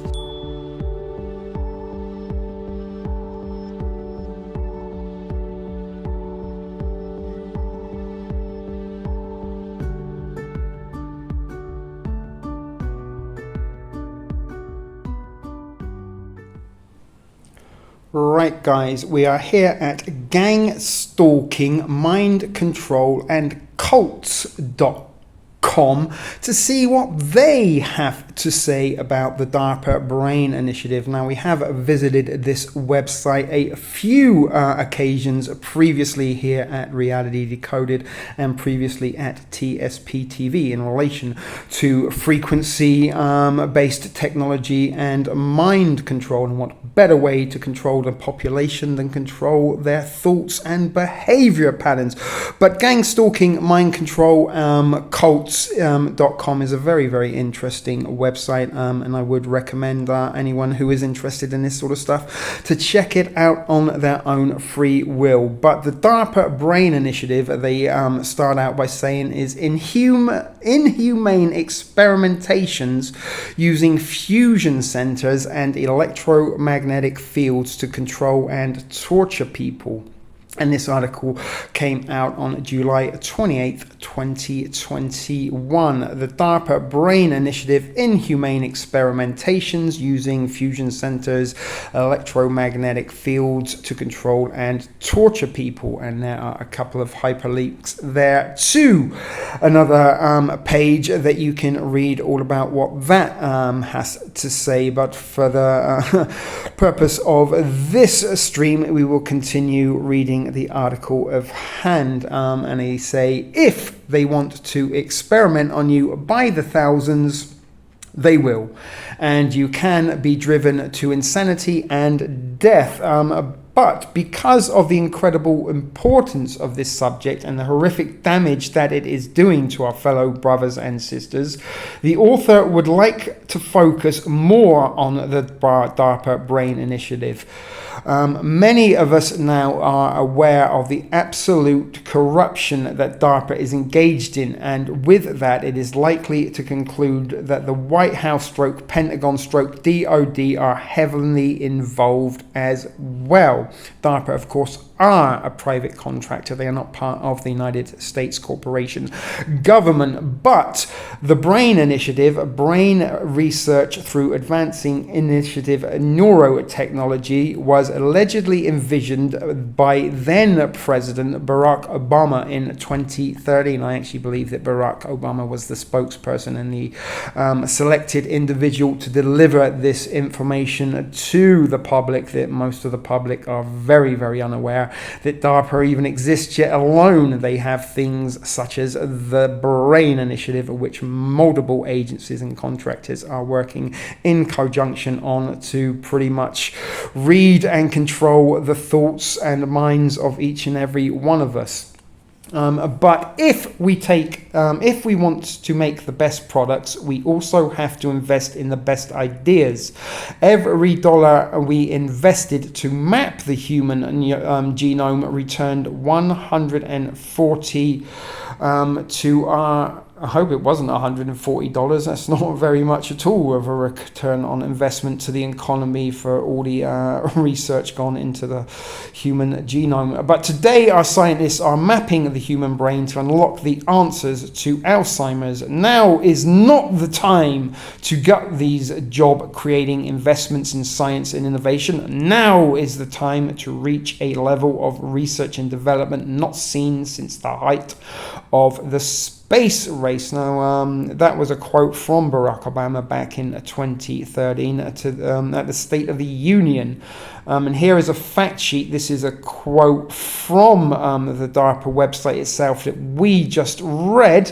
But the White House announced that the BRAIN initiative in April of 2013, and it was going to be supported by several federal agencies as well as dozens of technological firms, academic institutions, scientists, and other key contributors to the field of neuroscience. DARPA is supporting the BRAIN initiative through a number of programs, continuing a legacy of the DARPA investment to neurotechnology that extends back to the 70s. And again, that was a quote from DARPA themselves on the website, which we just read the article on the BRAIN initiative previously.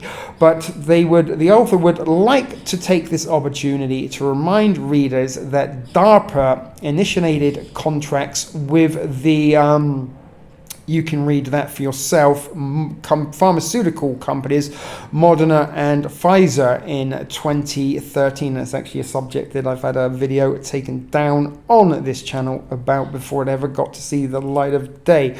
But the Defense Advanced Research Project Agency in 2013, alongside Pfizer Inc., Pfizer Inc. had been awarded a $7,670,632 technological investment agreement. Pfizer shall perform a research and development program designed to develop a technology platform to identify and subsequently induce the production of protective antibodies to an emerging pathogen directly in an infected or exposed individual. Pfizer awarded DARPA biodefense contract, DoD contracts, and DARPA advancing mRNA therapies and vaccines for biodefense. In October of 2013, DARPA awarded Moderna up to approximately $25 million to research and develop potential mRNA medicines as part of DARPA's autonomous diagnostics to enable prevention and therapeutics, or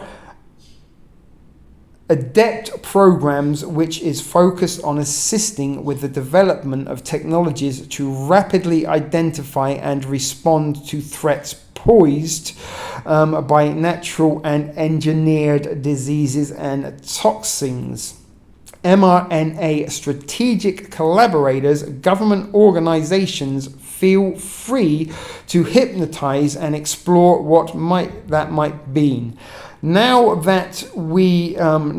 that, there is no doubt that the DARPA BRAIN initiative is the real endeavor, and the mechanics of these technologies have been in development for decades.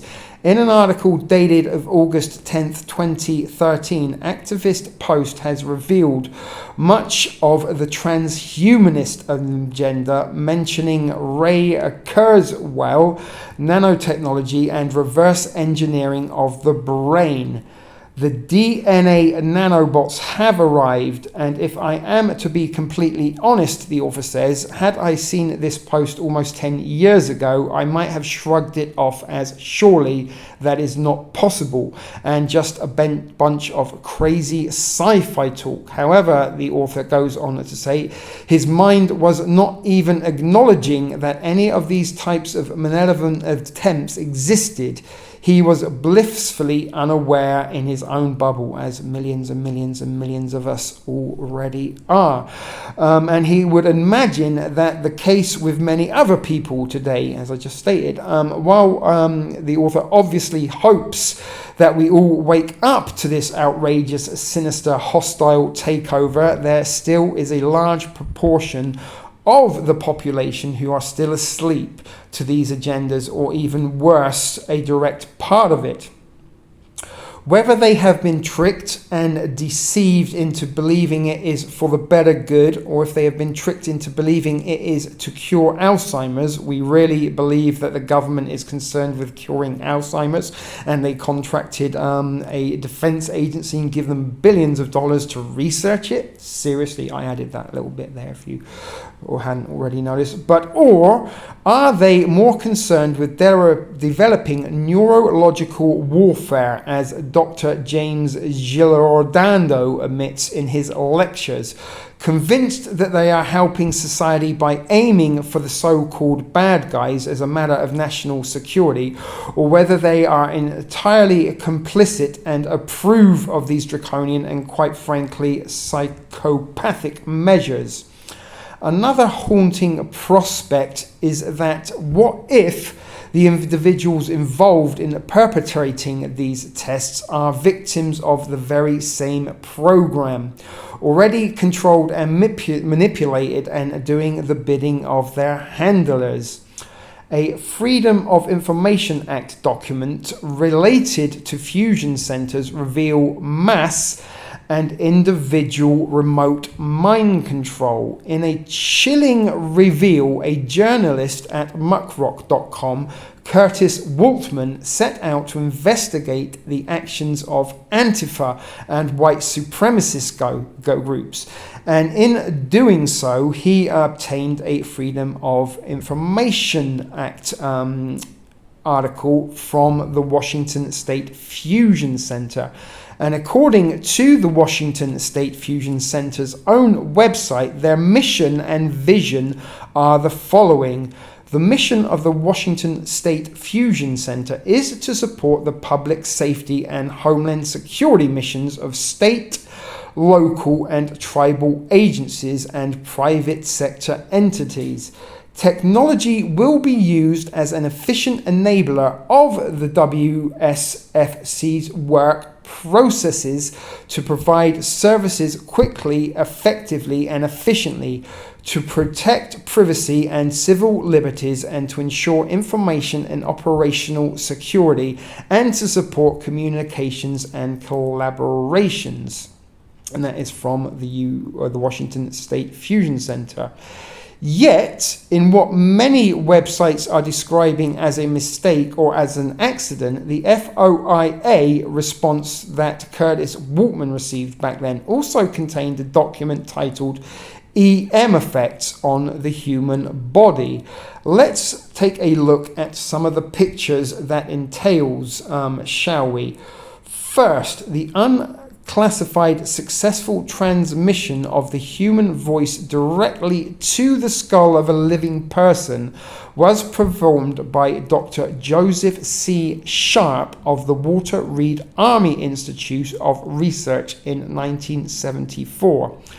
By transforming a hypnotist's voice using the Lowery silent sound or Siminoff scramble method used in the Gulf War, it is possible to hypnotize a target without the target being aware, from hiding, leaving zero trace evidence. General effects: sudden overheating, all body pain, forced caffeine field, sleep prevention, forced drop in your tracks, sleep inducement, irresistible go here, go there commands, microwave burns, and electroshocks are all things that are included in their arsenal of electromagnetic weaponry that can be used to torture an individual. Involuntary test subjects also experience frequent break and enters at home and work at home with clothing and furniture, business papers, computer files sabotaged, modified, or stolen. Psychological warfare research is the likely motive. But let's look what they have to say now about psychoelectronic weapon effects on the mind. This can induce forced memory blanking and induced erroneous actions. Now, forced memory blanking is something myself and my partner, Sweet Cheeks L78, have experienced multiple times during live broadcasts, either here at Reality Decoded or over on our sister flagship channel, The Shit Show. Hopefully you guys are subscribed to that and tune tune in to our endeavors over there, but they also have the ability to read it and broadcast thoughts. They can control dreams, forced walking visions, and some synced with body motions. Hearing effects can be induced changes to hearing, both apparent directions and volume, and sometimes even content. Microwave hearing and artificial tinnitus. Now, tinnitus is something that I have suffered with since possibly the late 1980s, early 1990s, if not all of my life. There isn't a given moment of a given day that I do not hear ringing in my ears, and on occasions the pitch and frequency will fluctuate and often give me a vibrating sensation in my ears. But the eyes can be affected by electromagnetic frequencies with sudden violent inching inside the eyelids and transparent eyelids. Voice, jaws, and airways can be affected by forced manipulation of airways, including externally controlled forced speech. Now, just this last weekend at the time of recording, I mentioned on the shit show SSNL live stream that I had been suffering from terrible congestion for a few days, and experienced overnight on Friday prior to that SSNL stream horrendous congestion, where there literally wasn't a gap for any air to transfer into my nasal passages, and had to do some pretty drastic decongesting before I was able to breathe. But the chest and back can also be affected with wildly racing heart without a cause, and forced muscle quaking of the large muscles in the back. Arms and hands can be affected remotely, induced violent no-rash itching with preference for hard-to-reach areas, often during delicate or messy work. Forced nudging of an arm during delicate or messy work, causing injury or spills, and forced precision manipulation of hands, sometimes synced into the forced waking visions. Now, the genitals are a special place that they do like to target, and you can get special intention in the genital area from electromagnetic frequencies that include itching, forced orgasm, and intense pain. The legs and feet are also affected, and they can include symptoms that include intense general pain, or hot needles pushed deep into the flesh sensations. Also, wild flailing, sometimes followed by short periods of rigor mortis. Hard to reach itch sites, top and bottom, never any rash, which often starts off the sensation of small electric shocks. Neuro-controlled by bending each toe backwards almost 90 degrees, one at a time, over a couple of minutes. I think that's a way of combating.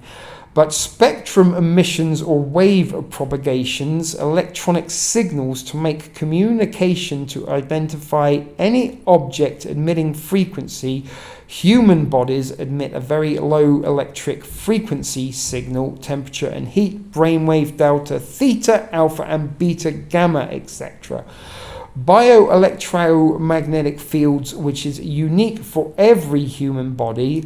This is the electronic signal frequency ID of each object. Radar electronic signal detect the object, in brackets the human body, for the modulation of the human brainwave, and the human brainwave frequencies are as follows. The delta is the frequency range up to 4 Hz.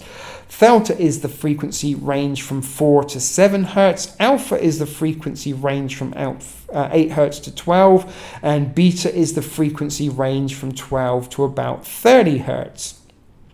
Gamma is the frequency range approximately 30 to 100 Hz. And the mu ranges between 18 and 30.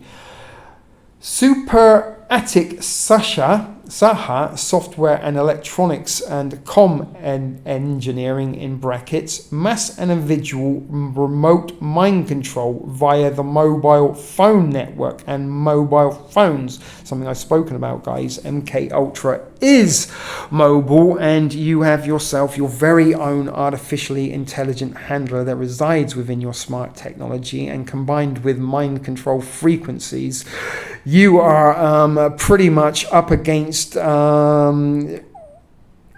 what am I trying to say? You're pretty much up against a very formidable target if you think that you have the brain capacity to overpower such invasive aggressors. But the individual remote mind control via mobile psychotronic weapon carriers disguised as communications vehicles, individual and group remote mind control via a black helicopter carrying cytronic weapons, and individual remote mind control via transportable cytronic weapons. Transportable weapons might be something like the active denial system that they can hook up to the back of a truck and take it to wherever it's needed and point it in the direction of the targets. But more transportable would be your cell phone that may or may not have the ability to read your mind. And if not, you are of the similar mindset of myself, but with the information that you are going to witness and be exposed to in this presentation regarding what the Darpa Brain Initiative can do, you wouldn't be fooled into thinking that indeed your cellular devices, your smart technology does have the capacity to read your minds and maybe even alter what your mind is thinking. But an example of an ELF brain stimulation, a motor control cortex 10 Hz equals motor impulse coordination. Auditory cortex 15 Hz, sound which bypasses the ears. This is sound that goes directly into the brain, into the subliminal memory. Visual cortex 25 Hz, images in the brain bypassing the eyes. So this is putting visions directly into your mind, guys. You know, they could very well be creating your own personalized matrix that you see. What you see through your eyes may not be what your neighbor sees through their eyes. But I'm not going to read each and every one of these there. You can kind of see for yourself. Phantom touch sense can be achieved from in the 9 Hz range, and thoughts can be imposed subconsciously at 20 Hz. This is exactly the kind of thing one would see in targeted individuals, and it is exactly the kind of thing that Karen Stewart has been talking about for the past 15 years. Now, each and every one of us is a targeted individual. There is no exceptions to the rule here. Whether you're on the good list, whether you're on the bad list, you will be targeted, and your thoughts, opinions, mind, and memory will be altered accordingly if you believe this is what this technology is capable and is actually doing in real time. Again, make of it what you will. But these fusion centers exist to encourage information sharing between state and local law enforcement and federal agencies like the FBI and the CIA. Karen says, unfortunate name for her there, not all what the fusion centers were actually for. Instead, she said they ended up being used as test sites, places to try out weapons or microchipping or using microwave waves to beam sounds into people's heads like the voice of God. Stu Peters says that harassment emanated from a fusion center, and Karen says that both she and her parents were harmed by radio microwave weapons, and that she believes that agents operate out of the fusion centers are knocking people out with gas or radio waves and putting microwave chips on them to track them. Again, make of this what you will. So I'm going to skip forward a little bit what this woman Karen has to say, because again, that is her thoughts and opinions. But what was it there I wanted to look? Mass and individual remote mind control via the mobile network and mobile phones. Documents got released along with looking up Antifa and fusion centers. This could be implying that those in Antifa groups, or maybe groups like BLM, or maybe even, anti-vaccine protest types, were being electromagnetically mind control into enticing violence and chaos. And with the technology that is patented, they can pretty much project or beam, whichever way you want to put it, thoughts and opinions directly into the mind using stuff like voice-to-skull technology. The author wants the readers to also be reminded of Operation Crimson Mist, the Rwandan genocide. This is something that I have covered and featured probably more than once in previous shit video productions, presentations on mind control and frequency-based technology that is weaponized.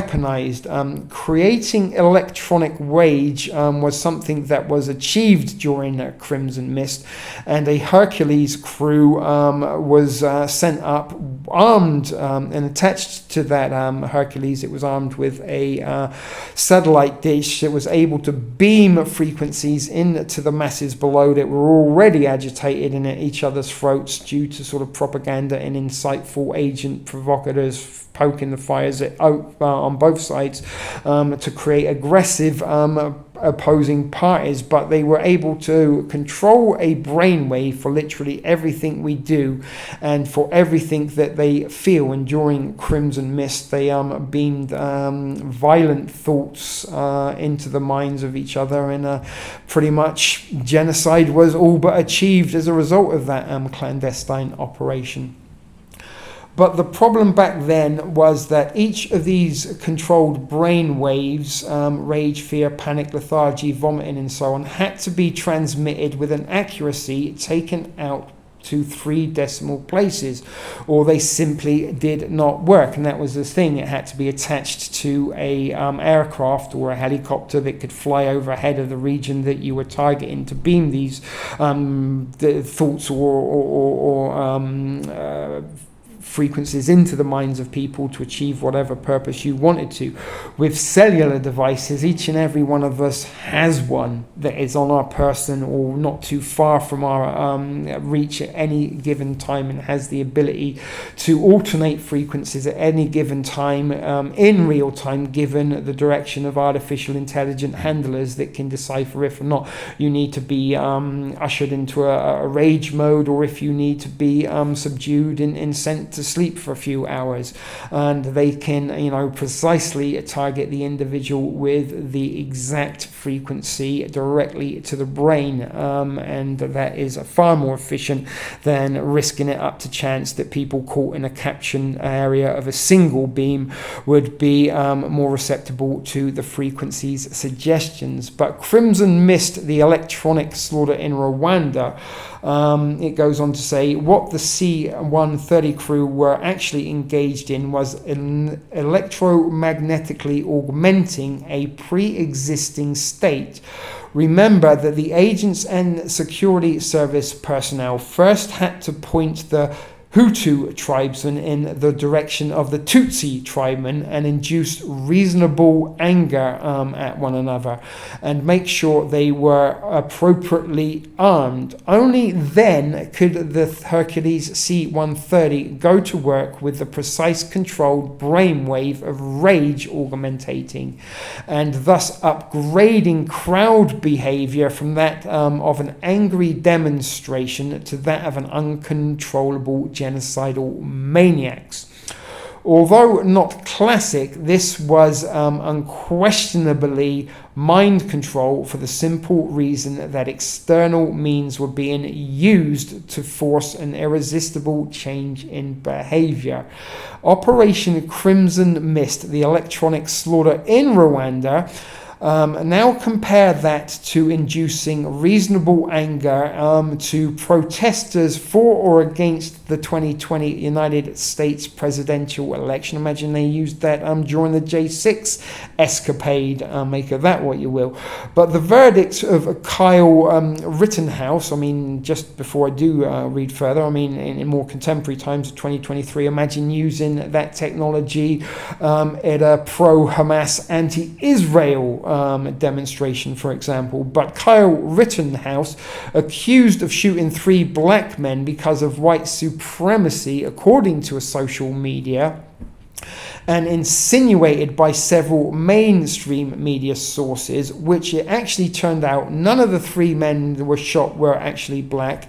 And Rittenhouse was in fact trying to defend his family's establishment during a riot.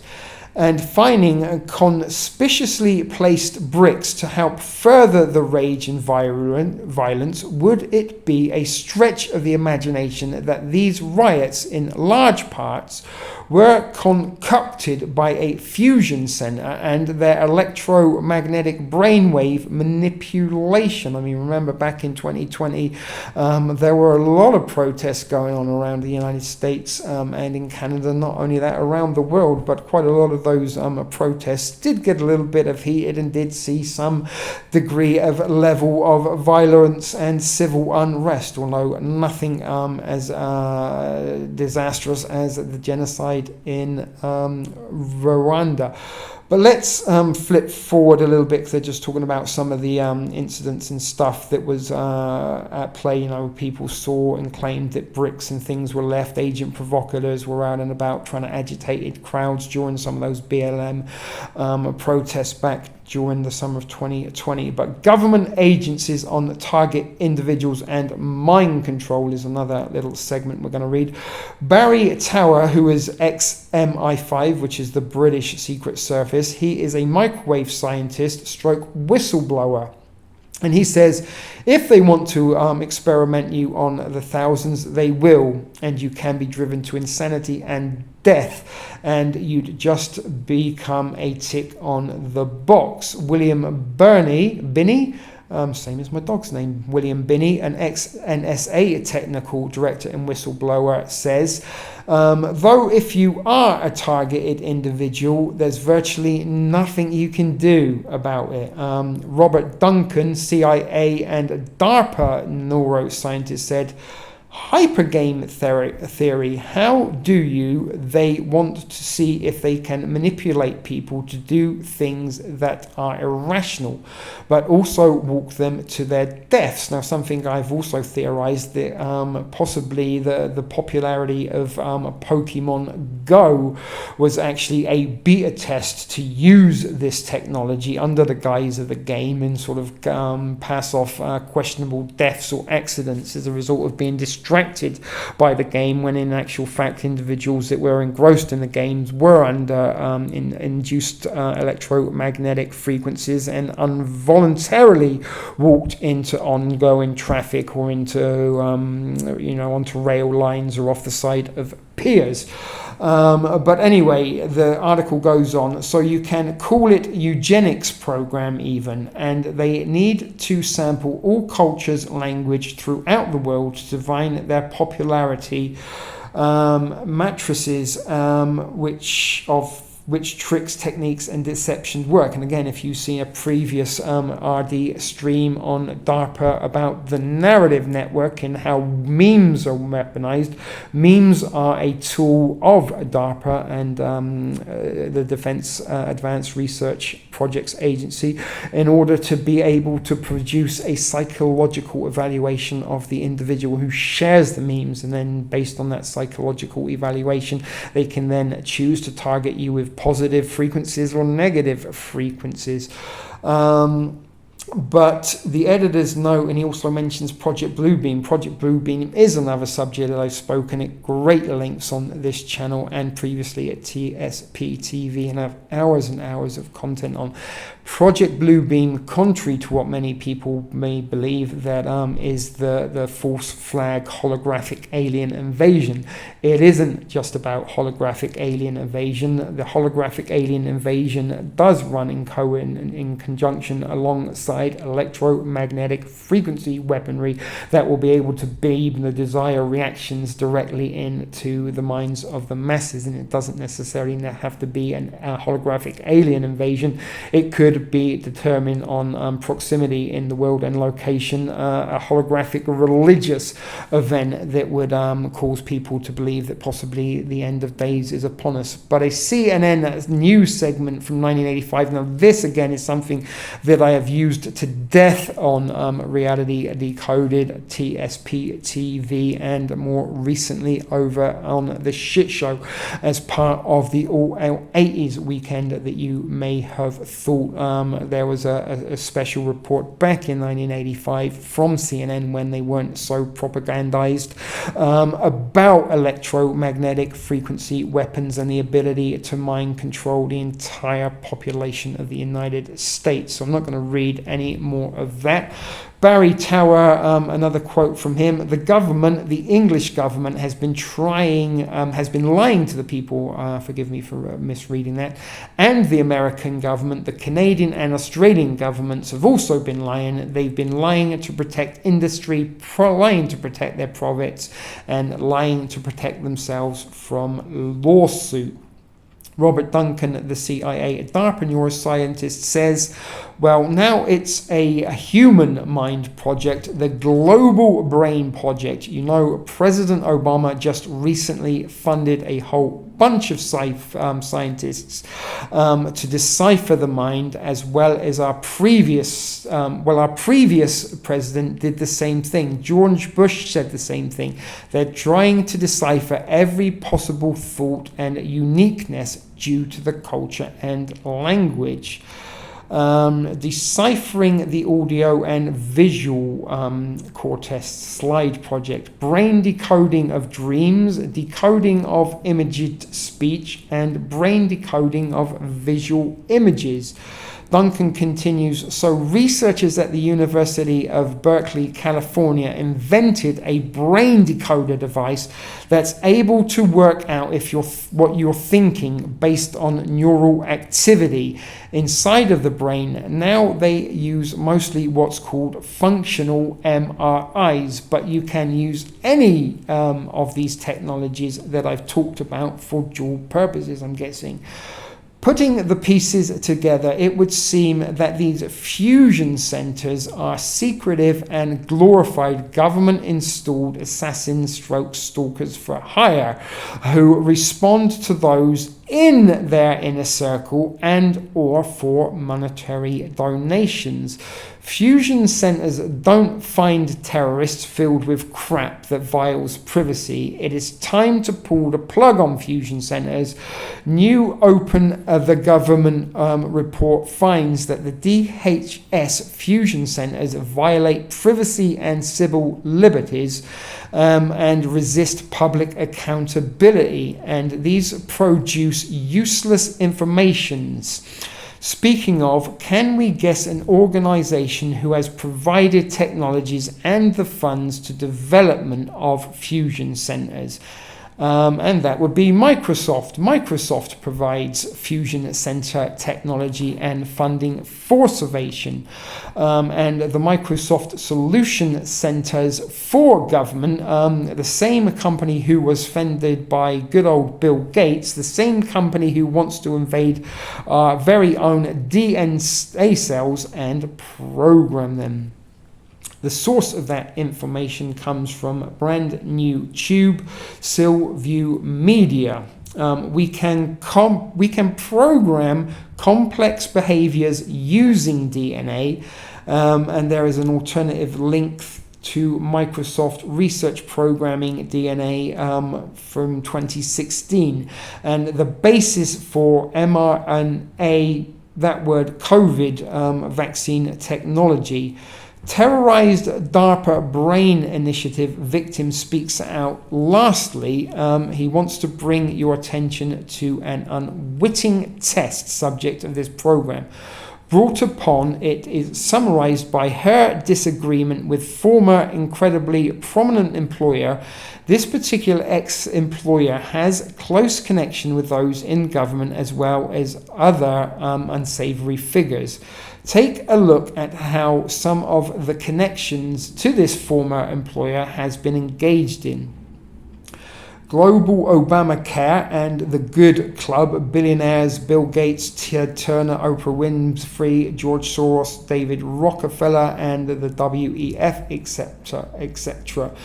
Oprah exposed what she knew about Weinstein is shocking. John of God was once hyped by Oprah. Now he's accused of abusing hundreds of women. Barack Obama enjoys a post-birthday brunch with Oprah in Martha's Vineyard. In the author's view, for anyone wanting to dissolve dissenting opinions, especially ones that are threatening to their own establishments and or personal reputation, and who have the money to do so, the Fusion Center / DARPA Brain Initiative would be the perfect way to shut down opposition, especially if they happen to be friends with the very president who enacted it. Below is a tragic example of horrors that have been initiated onto this targeted individual, presumably because of her clashes with this infamous celebrity, as she believes, like all TI's claim, that targeting is revenge, in her case for suing Oprah to challenge her confidentiality agreement. She didn't win. So this individual is Elizabeth Cody, and she is a non-consensual subject in the DARPA Brain Initiative. She has been tortured with remote weapons for 10 years and have been recently made homeless because the FBI had military embedded around my apartment, releasing chemicals onto me to force me to suicide. I have 16 non-consensual implants, including brain chips, and I am routinely assaulted with non-particles. I have been experimented on for 10 years now in brain studies, but now they seek to force me to disability or to suicide. The individual has literally have Wi-Fi chips in their skull and their left ear, through which they are assaulting me with chemicals, nanoparticles, and radiation. The individual is trying to find someone who will remove these chips from me and who are being used to disable me mentally and physically. Not me, that is the words of this individual. And again, please make of what you will, if not you believe the words of the individual and that these things are indeed being carried out against her. But the 5G interacts with the tech, and they are constantly dumping nano onto the individual, and they literally am on the run for their life.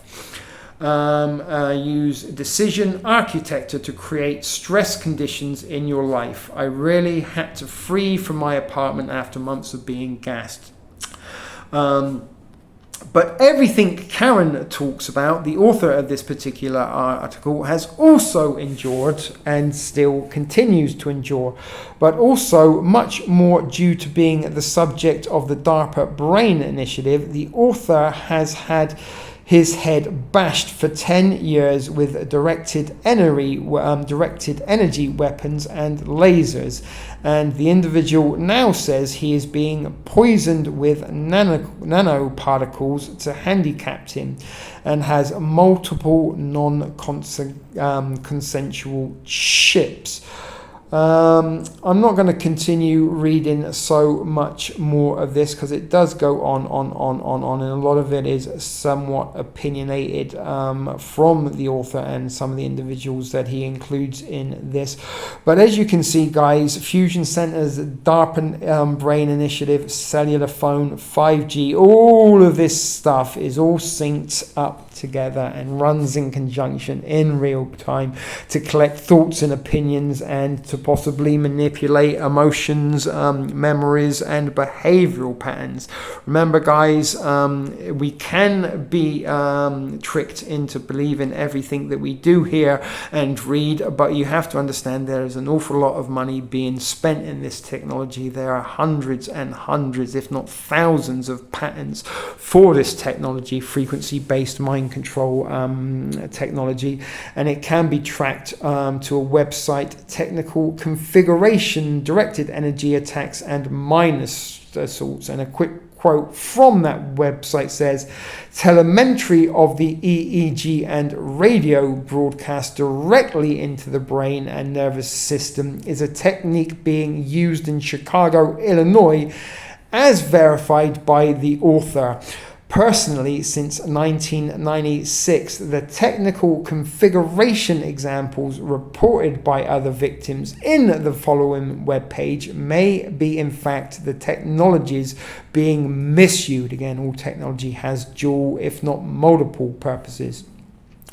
Despite and paradoxically compared to the advanced technological accomplishment of neurological interfacing and two-way neuro communication and telemetry, the configuration is being used in the worst way possible, and the system is being used to spy, harass, and torture the implanted victims. I don't believe you need to be implanted anymore. I believe truly that they can remotely and wirelessly use these frequencies and directly beam them into the brain for nefarious purposes.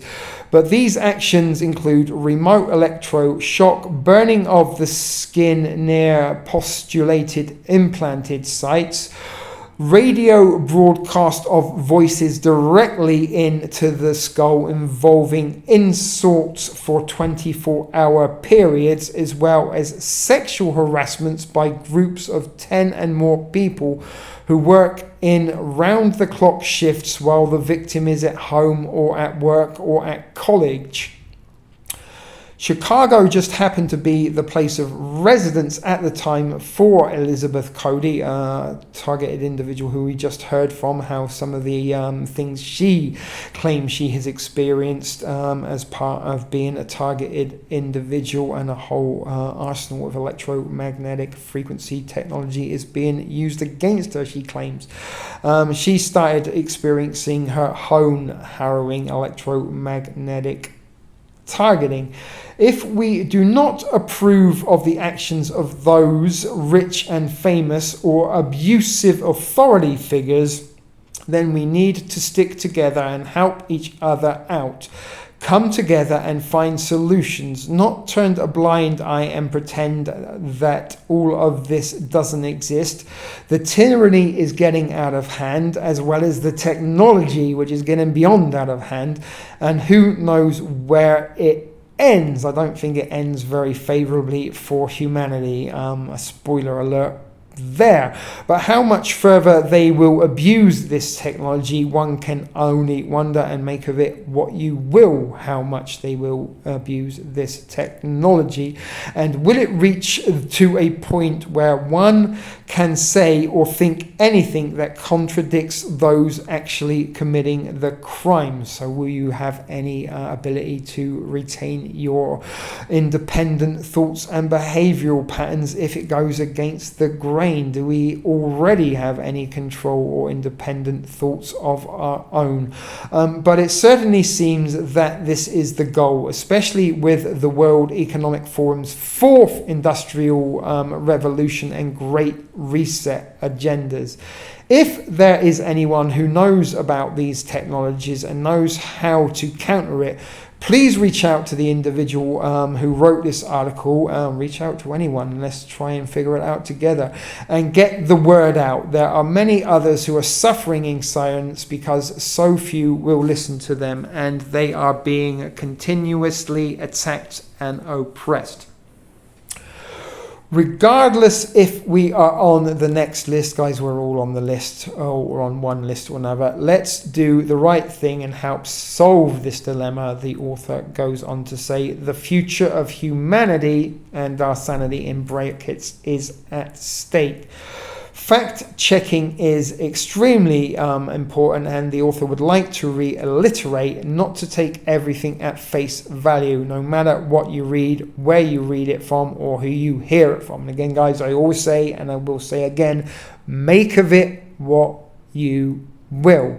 I am just bringing you this information, and I just share with you during the presentations some of my thoughts and opinions. You don't have to share those thoughts and opinions yourself. You are encouraged to formulate your own thoughts and opinions, if that is in fact entirely possible anymore, based in mind all of the technology that is patented that can alter the way you think and behave, as well as transmit thoughts and memories to your mind that you may not have otherwise have had.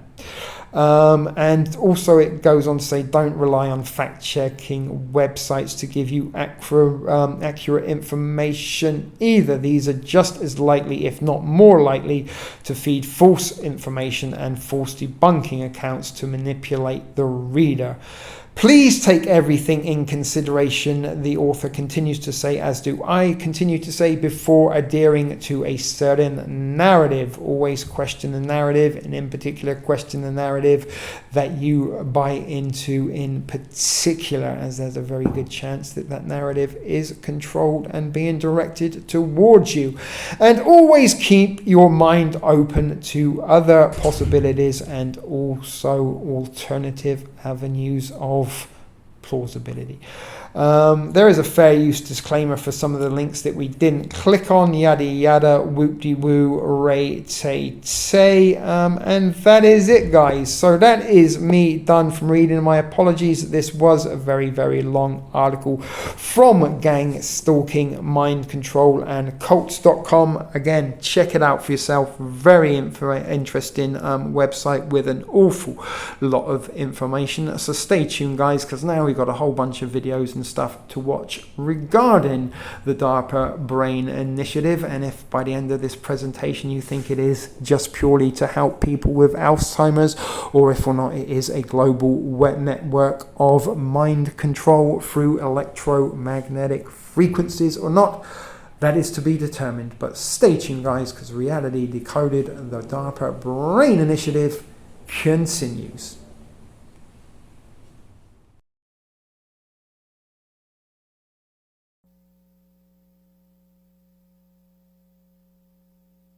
Ladies, gentlemen, folks, thank you for your attention. I'm Don Lindberg. I'm director of the National Library of Medicine, as you might have guessed.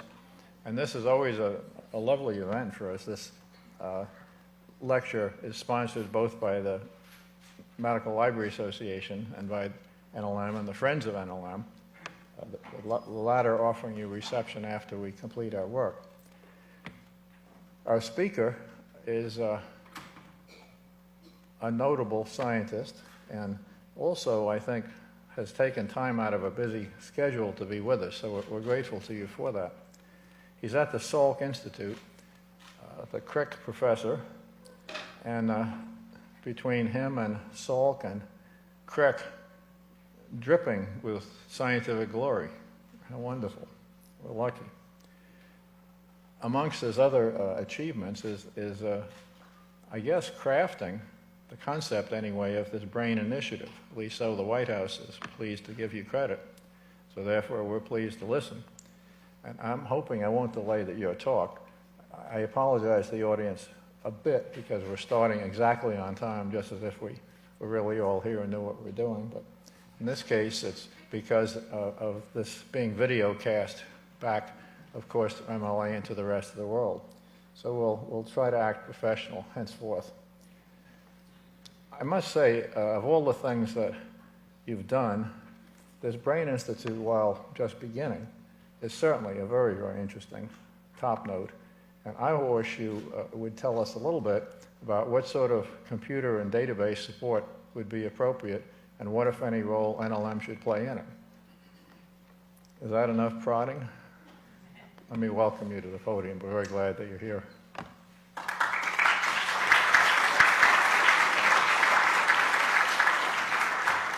Well, it was a great honor to be asked to give the Joseph Leiter Lecture this year.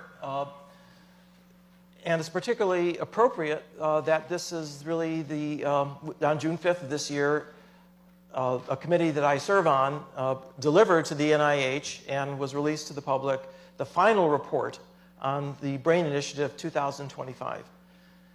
And this lecture is going to be, it has several different strands running through it. One of them is the Brain Initiative. Obviously, that's what's gotten the spotlight. But also, it's a personal journey, and it tells you a little bit about how we got there and my personal perspective on some of the both the origins, the hope, and also looking into the future. What can we expect over the next decade? Well, if you look into the brain, you will discover that there is an alien technology that has gone into building the most complex device in the known universe. So your brain has more computational power than all of the internet and computers put together. But what makes it really remarkable is not so much how powerful it is, but the fact that it works on roughly 20 watts of power. And that means it's built from a technology that's incredibly efficient. Supercomputers that cost hundreds of millions of dollars take megawatts of power. But somehow our nature has given us this remarkable device that is working at the molecular level, nanoscale technology, long before humans were aware of that.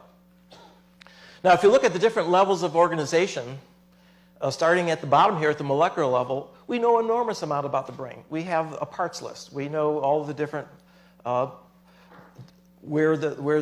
example, the different types of receptors at synapses. We know a lot about the ion channels and neurons. We also know a lot about the top here at the spatial scale here at the level of the system, the visual system. We have a good idea of how the neurons in the visual system respond to the world and how the long-range connections between them. And here on the right, you're seeing a new technique called diffusion tensor imaging that's giving us a sense for the long-distance communication between different cortical areas. So we know a lot about here with brain imaging, a lot down here at the molecular level. The part that we know the least about is the small, very densely connected network of neurons, the neural circuit. And that's really going to be the focus for the Brain Initiative, to try to untangle that very complex, very highly evolved and very, very sophisticated circuit in the cortex. There's 100,000 neurons in the cubic millimeter of the cortex, and connected with 1 billion synapses. So this is an incredibly dense, very, very intricate, and you'll see in a minute how we're going to be dissecting it, taking it apart, and trying to understand how it works. So if we take a step back and ask, where does our knowledge of the brain come from? It turns out that it's neuroanatomy, finding new ways, new techniques of being able to isolate and understand the individual neurons that make up the brain. And the technique that you're seeing here is called the Golgi technique, and it goes back over 100 years, back to the time of Ramon y Cajal. And this is a technique, reduced silver technique, that stains individual neurons almost in their entirety. And you can see here a cortical cell, the cell body, the dendritic shaft that contains thousands and thousands of synapses that are receiving information from other neurons, and then a very thin little axon that is coming off the bottom here that is sending signals, all or none spikes, to thousands of other neurons. So there's a tremendous amount of convergence from thousands of neurons, some computation that's going on in the dendrites, and then information comes out. Now this is an interesting picture historically because this is not a photograph. This is actually a drawing that Cajal made because he did everything by hand, right? He didn't have computers back then. The other thing that is misleading about this, although it's given us beautiful pictures, is that if all the neurons in this little piece of the cortex were stained, it would be completely black because the neurons are packed together cheek to jowl, and the Golgi technique miraculously only stains 1 in 1,000. Otherwise, there'd be interference with all the other neurons. But we actually want to see all the neurons. We want to develop new techniques that will allow us to peer in and see how the whole thing is put together. And new techniques have been developed. I'm going to show you some results from my own research. This is a collaboration with Kristen Harris at UT Austin. And I'm wondering here if we are having a problem with, here it is. So this is one apical dendrite from a hippocampal pyramidal cell. The hippocampus is a part of the brain that has to do with memory. And there are 75 synapses, each of them on one of these little spines that are coming off the shaft of the dendrite. And the little red area here is the active zone, which contains receptors. Here are the 75 axons that form synaptic contacts on those 75 little spines. And they're coming from 75 other neurons from other parts of the hippocampus. Now, it turns out that in addition to the neurons, there's something called astroglial cells. And this is just a small part of a single astrocyte. It's all interconnected, a single part of a single cell, and it is interspersed between all of the axons and dendrites within that little chunk of neuropil, which is about 5 microns across, 5 by 5 by 5.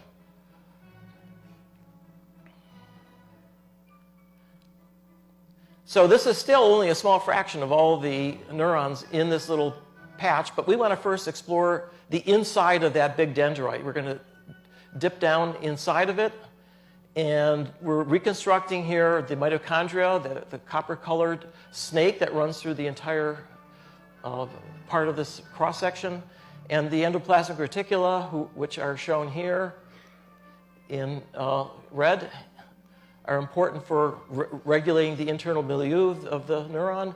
And finally, we're going to come to a little tunnel.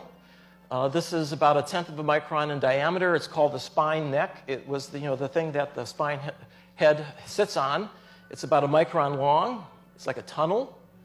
And at the very end of the tunnel, you can see this region here, the postsynaptic density that contains the receptors that the neuron uses for communicating. So we're going to pop out and look back. And we are looking back. We were in that little tunnel, and that was the synapse that we saw. Here's another synapse. Here's the axon. There's the receptors, and there's the spine. So in this little volume of tissue, there's about 400 synapses. So that's a tiny fraction of the 10 to the 15th synapses, but it really gives us a very high-resolution view of how they're related to each other. For example, here's the glial cell sitting right next to the synapse, and the glial cell is incredibly important because the transmitter at the synapse is glutamate, and the only way you get rid of it is by transporters on the glial cells. So without the glial cells, you're in trouble. Now this is a little spicule here, and nobody has any idea what it's for. It looks like a little antenna, but they're fairly common. There are a lot of things that we still don't understand about this little piece of tissue. Okay, now what we're going to do is to reassemble the whole piece to sort of put it all back together.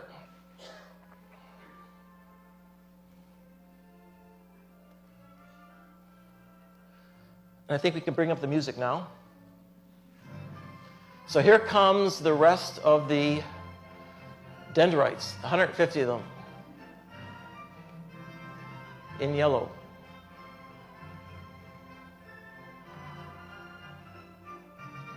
This was all reconstructed from serial section electron microscopy, 100 sections from Kristen Harris's lab, and then it was all assembled in the computer. Here comes the 400 axons and axon fragments.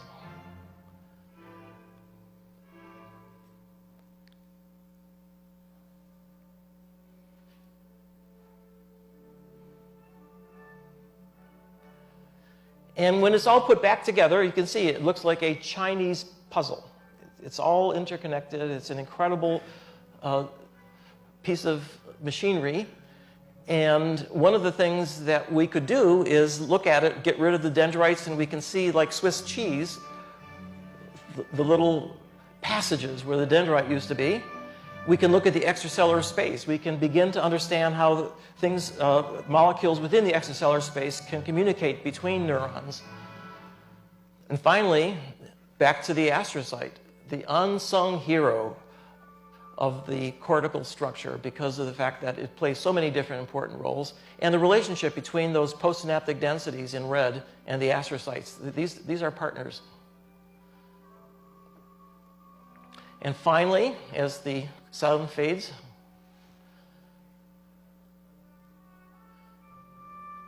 we see here, we can take away everything but the dendrites. You can see those dendrites.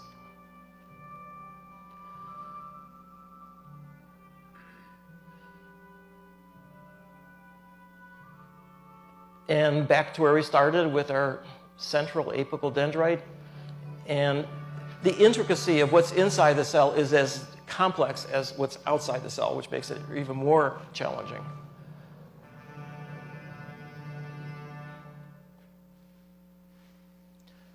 So what you just witnessed is something that has never before been seen by any human being until we reconstructed this. And it's now being done in many labs around the world.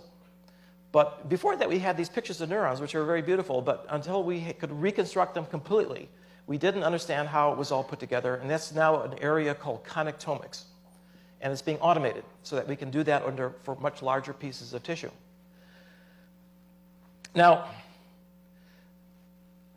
the story that I'm about to tell you goes back to the 1990s, the decade of the brain. How many people remember the decade of the brain?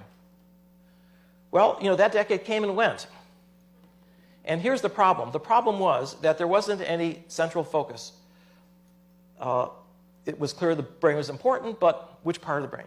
Which disease of all the mental disorders and psychiatric and neurological problems that afflict humans, which is the most important?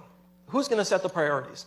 And unfortunately, neuroscience, or maybe fortunately, is a very diverse community consisting of people at every level of that diagram, from the molecular at the level of single molecules, understanding how the synapse works, all the way up to the entire central nervous system where we have behaviors being generated. And there's knowledge and problems and interesting research that needs to be done at all those levels. But if you have a national program, you have to have a focus. It has to have something that is like going to the moon. And the problem was that there was no consensus. And so therefore there was no moon. There wasn't any real program that could be made into an initiative, a national initiative. Well, that changed in a rather dramatic way just about 2 years ago, when a small foundation called the Kavli Foundation, which was founded by a Norwegian entrepreneur who came to the United States and created a sensor company that supplied the aerospace industry, gave his money to a foundation which produces, which has funded centers in 3 areas of science and engineering: neuroscience, nanoscience, and astrophysics. And there are Kavli prizes in these 3 areas that are given annually. But this small little foundation realized that there really ought to be a focus, and the focus that they decided would be one that could generate a consensus within the neuroscience community, was to develop new tools and techniques that would allow us to be able to speed up research. And by new tools and techniques, using molecular genetics, using optogenetics, all these new tools that are being developed to improve them, scale them up, and so that way we could be able to use them to work on very difficult problems like Alzheimer's disease and bipolar disease, and be able to make progress in 10 years that would have otherwise taken 100 years. And we've seen examples of this happening, for example, in genomics, whereas the first human genome took 15 years and $3 billion, it now has reached the point where you can sequence a genome for just a few $1,000s, a factor of 1 million. And that has transformed research. It hasn't cured diseases, but what it has done is to set the stage so that we now understand the complexity of the problem. You've got to look at all the genes and how those interact with each other. So the goal is to do something like that for neuroscience. And the small group that I was a member of created this concept of a brain activity map, and the idea was to record from enough neurons in the brain simultaneously so you could begin to see how they cooperate with each other. If you record from one neuron at a time, which is the traditional way of doing it, and if you realize that there are about 100 billion neurons in the human brain, right, you can calculate how long it's going to take you. So if we can create new tools and techniques to record from more neurons at the same time, we'll be far ahead. And that was the concept that was embraced by the White House and announced on April 2nd last year. And the BRAIN is an acronym for Brain Research Through Advancing Innovative Neurotechnologies, and the important letters here are I and N, Innovative Neurotechnologies. That's really what the focus is. So I was in the White House, and this photo was taken just before the announcement was made, and it brings together the key players, that agencies and foundations that are partners and will be contributing. So first of all, I just want to point out that from the Kavli Foundation, the president, Bob Kahn, and the chief scientific officer, Myung Chun, they're the ones who brought the concept to the Office of Science and Technology Policy. And Tom Khalil, who was the person who really took charge, was very, very effective in bringing this to the notice of the president. But the lead agency is NIH, and Francis Collins has been extremely effective as a leader in pushing through what I think is an extraordinarily good approach to the difficult problems that we have ahead of us. I'll be coming back to that. But I want to also point out that in addition, Cora Merritt here represents the National Science Foundation, another of the agencies that was announced to be a partner of the BRAIN Initiative, and Arti Prabhakar from the Defense Advanced Research Projects Administration, or DARPA.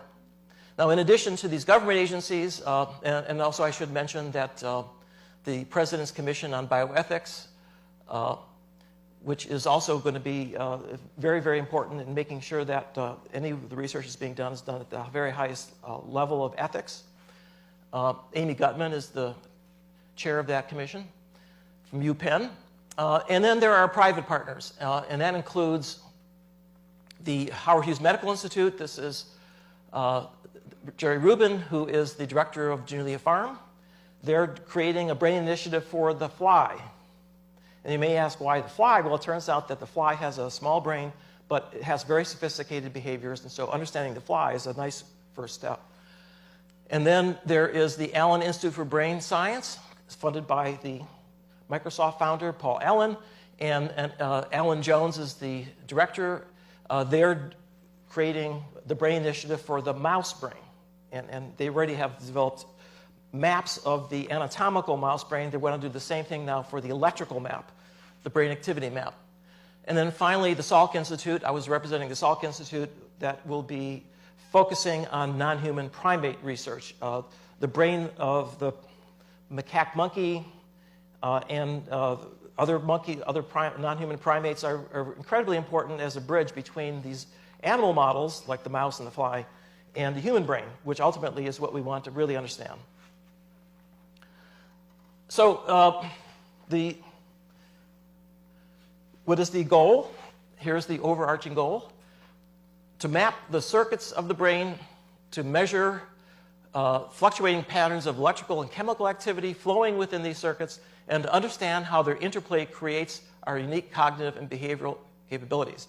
And so here's the bringing together of all of those parts. What's the real goal? The real goal is to understand how an individual brain works. Right now, we study the anatomy in one brain, and we study the recordings in another brain, and then we study behavior in another brain. It's very rare that you can do all of those at the same time in the same brain. But ultimately, every brain is different, so we've got to do all three at the same time. You've got to be able to record from enough neurons and know what neurons you're recording from. You've got to know how they're connected with each other, right? That's connectomics. And then you have to relate those activity patterns to behavior. And you have to be able to test the behavior causally, and the way that you do that is by perturbing the activity. That is to say, manipulating, either turning off or turning on activity in different neurons. And what makes it challenging is that we don't even know how many different types of neurons there are in the brain. We know in the retina there is on the order of 60 to 100. We think that in the cerebral cortex there may be up to 1,000. And we need to have genetic access so we can go in and manipulate each one of those cell types. And that's going to be one of the goals for the Brain Initiative, is to be able to put together a catalog of all the cell types of the brain, to be able to record from enough of those cell types to be able to understand how they participate in the function of the brain, and then to take that, map it onto the connectivity, and see how that generates the behavior. That, in a nutshell, is what we're trying to do. I was asked to be part of this working group, which reports to the advisory committee, to the director of NIH, Francis Collins. The chairs of the committee were Corey Bargman and Bill Newsom, and we represent all the different areas of neuroscience that are going to be important for this overarching goal. And I have to say that this was a humbling experience for me personally, because of the fact that there were so many issues that we had to struggle with, and we weren't in agreement all the time. In fact, I learned an enormous amount over the last 15 months, both about areas of neuroscience that I had previously had only very, very modest appreciation because it was outside my area. But I also learned a lot about my colleagues because they had their own views. And so we were able to understand and eventually come up with a consensus document that was released just about a week ago. I have to give special thanks to Corey and Bill for doing a magnificent job of organizing and ultimately crafting, because they had to put all of our words and contributions into a document that was readable, that was efficient and effective, and to really organize every aspect of the committee. Now, there were some guidelines that came from Francis Collins, and I just want to go over them very briefly, because they turn out to be very important and very wise in terms of helping us to organize our recommendations. Appropriate model systems. Interdisciplinary research. It's absolutely essential that we bring engineers and physicists and mathematicians in to work with our biologists and neuroscientists, because they're the ones who have the ability to create tools, the ability to expand and scale up, and the ability to analyze big and very, very large data sets that Library of Medicine here has curated. And so without the partnerships that we have with them, without the teams, we're not going to be able to take on something as complex as the brain. The spatial and temporal scales are immense. I've showed you the spatial scales, that's 11 orders of magnitude. Well, temporal scales go from milliseconds up to your lifetime, which is also about 11 orders of magnitude. So we're talking here about a huge space-time arena that we have to play in. Now, this is the part that I think is going to be critical, and I think it's where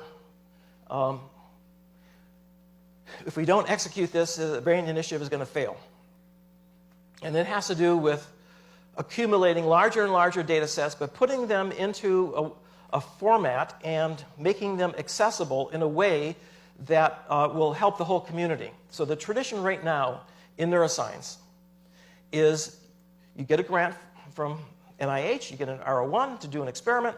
You do your experiment. It may take, if you're working on a monkey, it might take 2 or 3 years. You analyze your data. You write your paper. You get back your rejection notice, and then you hopefully get it published eventually. And then, 5 years has passed, and then what happens to the data? Well, it gets put together in some archive in your lab, and never again sees the light of day. In fact, the graduate student goes away, and not, the PI can't even locate it, or even if the PI could locate it, can't figure out what the format was. And even if they could figure out the format, have no idea exactly how it was analyzed, because all of that was done, by the graduate students. The graduate students had the graduate students gone on to be a postdoc, and maybe the graduate student doesn't know anymore. So this is a terrible waste. It's kind of you've put all this effort into the data, why don't you have it? And the problem is that it's considered personal property. The lab, it's my data. Sharing is difficult because you have to explain to the other person exactly the details of how you did the experiment and so forth. Well, here's what we've got to do. We've got to change that culture. And that may be more difficult than understanding how the brain works. We need to be able to create a platform where it's easy to download your data, where it's not a struggle, where you can share it with others. And ultimately, in terms of the BRAIN initiative, we need to create these very, very large data sets that are so large that no single lab can analyze them, or no single lab actually is able to do all the work that needs to be done. In the same way that this has already been done for genomics, we have genomic databases, we have databases for X-ray crystallography, for protein structure. The physicists have created these data sets that are publicly accessible. Astronomers, Hubble Space Telescope. It can be done. It's going to be particularly difficult for the brain because it's so heterogeneous. It's not like ATGC, and it's not like stars that are fairly well understood in terms of their types and so forth. Although there are complexities there too, but the point though is that every single type of data that neuroscientists collect, ranging from activity, electrical activity, chemical activity, connectomic data, how things are connected, genetic data, behavioral data, all of those are very different in terms of the demands they make, in terms of how you are going to curate them and how you're going to make them available. But these are problems I think that we need to solve if we're going to really make progress and scale up neuroscience so that we can understand enough about the functioning of the brain so that we can then help figure out what goes wrong in the brain when we have schizophrenia or autism or other mental disorders. So just to give you a sense for what we did, we tried to be as thorough as possible because we really wanted to get the input from the entire community. And so we were willing to listen to anybody. In fact, people would, at meetings, right, would button collar me and say, "Terry, you're doing it wrong. Here's what you should do." And I was quite happy to listen to them. And in fact, it turns out that a lot of the ideas they had were really good ones and eventually got incorporated. But the point, though, is that without that process, then you miss things and you don't really have the right priorities. And so we interviewed 48 outside experts. We also brought in commentary from the public, special interest groups, for patient advocacy groups. We had a series of 4 meetings on topics ranging from molecular approaches to recordings, large-scale recordings, theory, computation, big data, which is an area that I have a particular interest in. And then the one that I think was the most interesting and for me the most revealing was human neuroscience. So we brought in clinicians. We brought in people who were actually in the operating room recording from humans with epilepsy in order to be able to isolate the focus. And there are humans walking around with hundreds of electrodes in their head for a couple of weeks waiting for a seizure. And so this is a fantastic opportunity if we could organize a team of people to actually go in and help the surgeon who has his hands full, to help them figure out exactly the placement of the electrodes, exactly how to record and analyze the data, how to actually interact with the patient. And interestingly enough, the patients who were coming in for really intractable epilepsy that wasn't responding to any drug at all, these were patients who were, might think that, they were really under stress and they're really concerned.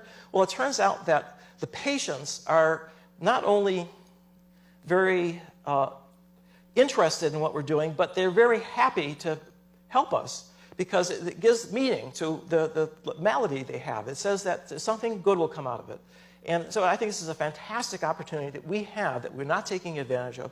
Only a few labs around hospitals around the country are prepared to do this, and it's a very difficult, complex, expensive task. If there's nothing else we can do with the BRAIN Initiative, it's to be able to help those patients and those teams that are trying to understand what's happening inside the brains of those humans. It really is something that is, I think, going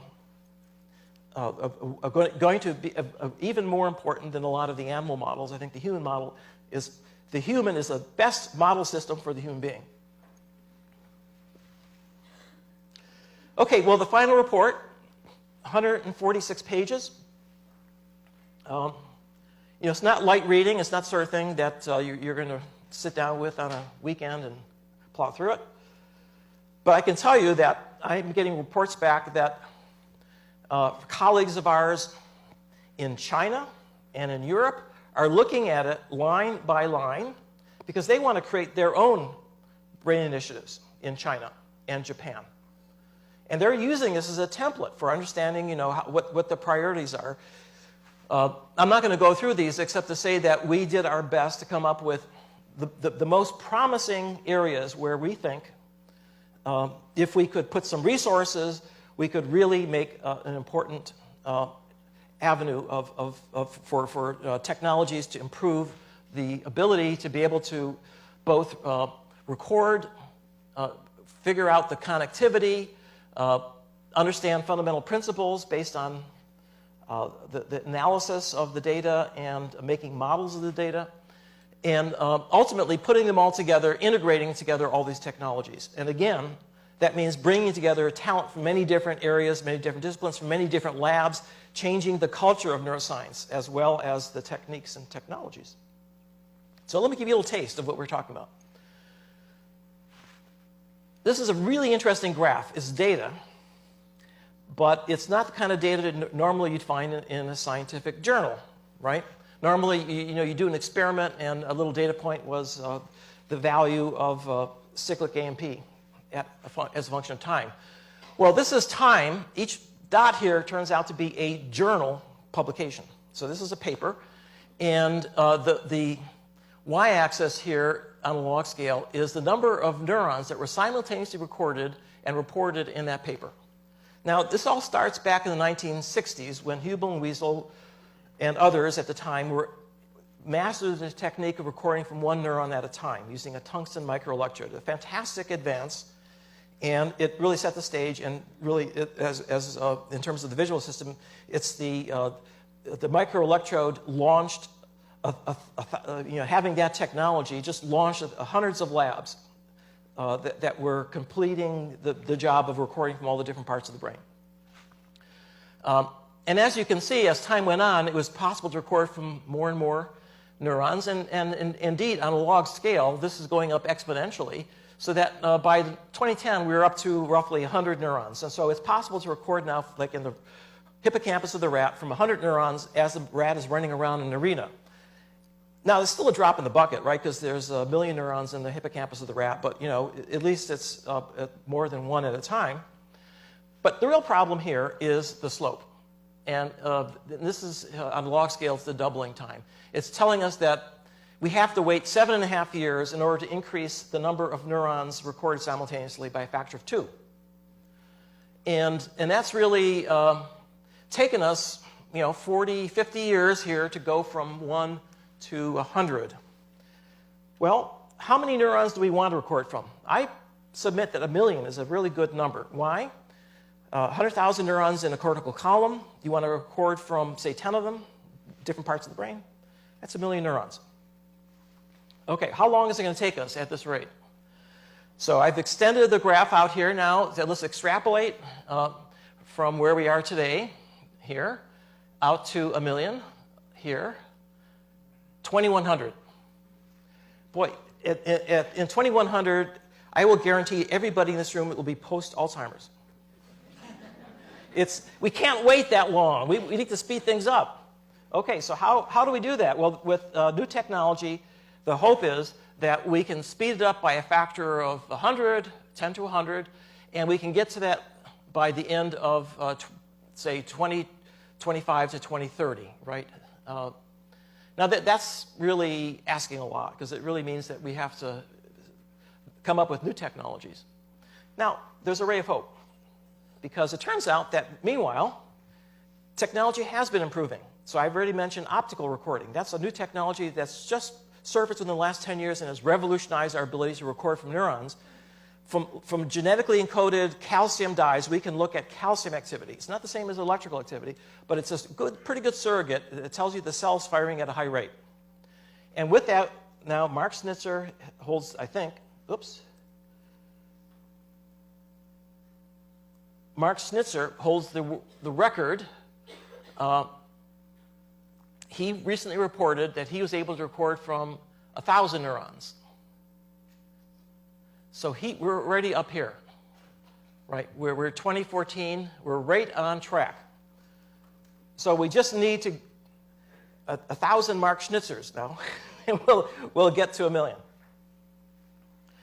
Now, sometimes, it's really interesting, sometimes things happen that are completely unexpected that suddenly change the game completely. And such an event occurred while we were writing our report, actually, which just blew the top off the whole goal that we had, right? So our goal is to record from enough neurons that you can understand what the behavior is, right? That's kind of kind of a simple encapsulation of the ultimate goal.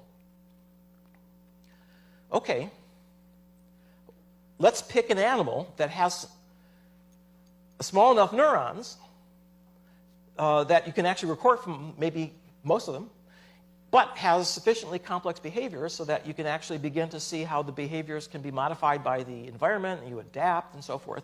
And it turns out we have such a creature. It's called the zebrafish. And the zebrafish has one big advantage going for it. It has a transparent brain. That means you can see right through it. Our brains, and all mice brains and mammalian brains, they're not transparent, and that means that you can't see very far in them. You look into them and they're opaque. And with optical techniques, you can get down maybe 100 or 200 microns, but the mouse brain is a centimeter across, and so you're stuck. But if you have a transparent brain, you can just look right through it.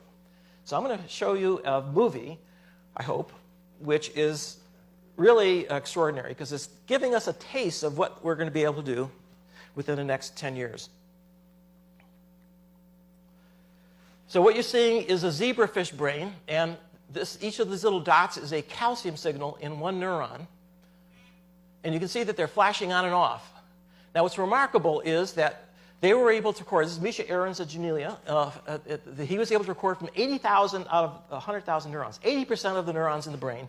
And this is a brain of an animal that was immobilized, so it's not doing very much, but it's clearly doing something. The brain is doing something. What is it doing?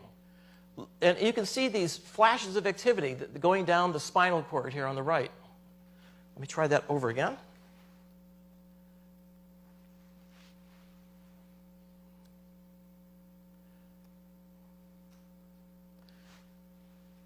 And you can see that these are coordinated. It's not like they're random. And you can see that there are times when there's a surge of activity, like there. What is the zebrafish thinking? These are internal states. It's like, what happens in your brain when you're sitting there immobilized and thinking, right? Activity patterns, flashes. So here's the problem. It's a Chinese wish. May you get what you wish for. It's a Chinese curse. And so now we have the problem. How do we decode what we're seeing here? We have the tools, and now the challenge is to go in and see how to manipulate these patterns of activity and allow us to be able to ultimately relate them to behaviors, and then ultimately to see what happens when different parts of the brain go bad. For example, the hippocampus. We know that if you lesion it, that you have problems with long-term memory. Well, how exactly are the signals between the hippocampus and the cortex regulated? We'd like to be able to use these tools to be able to answer that question. Now, I've already mentioned that the real problem here is scaling up. How do you go from a 1 neuron at a time to 100 at a time to 1 million at a time? That's scaling up. And that turns out to be something that we're very fortunate to have a new tool that helps us do that. It's called machine learning. Let me explain to you what that is. Well, we record from 80,000 neurons in the zebrafish brain. And you can't use the old technique of plotting for each cell the tuning curve because there's just too many cells. So you've got to come up with new ways to deal with it. Now you're dealing with a space that instead of having 1 or 2 or 3 dimensions, it has 80,000 dimensions. Just imagine, you can't even imagine how, what that space looks like because we can only think in 3 dimensions, maybe time 4. And so we need new tools, mathematical tools for exploring spaces of high dimensions. And that's what machine learning has accomplished. It has developed over the last 25 years and has developed mathematical and algorithmic tools that allow computers to search through these spaces for patterns of activity that the humans can't see because it's just too complex. Just the way that you couldn't see what was going on in that zebrafish brain. Using the right machine learning tools and techniques, you can actually tease out things there that you can't see. In the same way, scaling connectomics from that 5 microns, cubic microns, up to a millimeter cubed requires machine learning techniques to be able to do the segmentation in the EM and the reconstruction in 3D. That turns out to be very labor intensive. It requires that human beings sit there and do it because it's a very difficult pattern recognition task. And it turns out again that you could teach a machine learning algorithm to do that by shadowing the human and figuring out what the human is doing and to be able to replicate that and scale it up by a factor of 100 or 1,000. Behavior, and this is the part that is very, very complex because of the fact that behaviors have so many different dimensions in terms of how you approach a visual stimulus and how you react to it and all the different ways you can deal with it. And the way that neuroscientists have traditionally dealt with it is by reducing the complexity of the task, sitting a monkey down in front of a screen and giving the monkey the option of 2 different choices. Either it's going to the right or the left, and the stimulus is going to be very simple. Maybe you vary 1 parameter, and you need to do that because of the fact that there's just too many things that can be influencing the brain, and you want to reduce the dimensionality to something you can analyze. Well, the problem is that if you want to understand the brain on its own merits and in terms of what it was actually designed to do, the brain was not designed to sit there and press a button. The brain was designed to interact with the world. It was designed to interact with other human beings. It was designed to be able to make decisions in a very uncertain environment where there are probabilistic outcomes. And how do we study that? Well, interestingly, it turns out machine learning can be used to analyze behavior. And it has been used, for example, to analyze the behavior of flies. So flies do a lot of different things. They walk around, they fly, they interact with each other, they communicate, they do funny things with their wings, they groom. Well, it turns out that you can automate that. In the past, humans had to sit there frame by frame and figure out what the fly was doing. Now you can automate that by using machine learning to go through the frames and automatically indicate what's going on in each frame. In fact, using unsupervised techniques, it's possible for the machine learning system to discover new behaviors that flies have that were never seen before because either they're too fast or they're too complex. But you can now mine the database and find out what's really happening. And that has been done for mouse behavior. It's been done for human behavior. So one of my former graduate students, for example, who was interested in human facial expressions, has used machine learning to automate the detection of the different muscles in the face, collaborating with Paul Ekman. And now we have a company called Emotions. Oh, is this a conflict of interest? Well, be that as it may. But the beauty is that it can be done completely automatically and objectively and done in real time. So this is going to really have a huge impact in many different areas of medicine where you're trying to find out what a patient's really feeling and thinking, and the words are disconnected from what's really going on. And so there's a lot of applications that are going to be very important when 2 people are communicating what's going on in their face. It tells you a lot about what they're feeling at the same time that they're saying.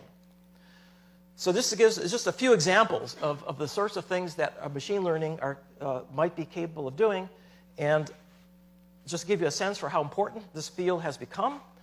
The premier meeting is called Neural Information Processing Systems.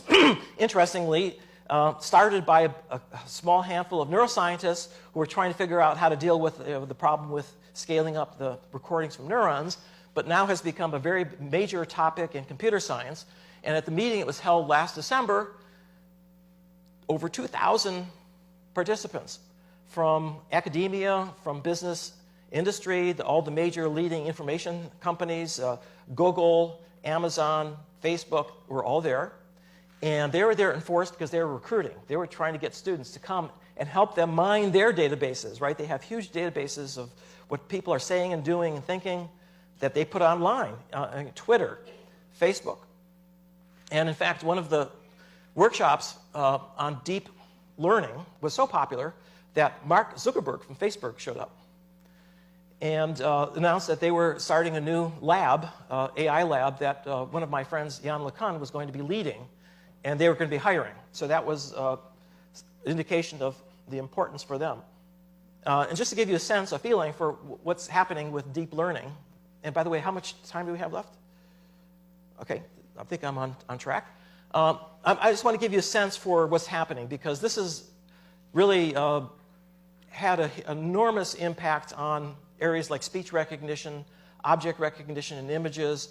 I already told you about behavioral tracking.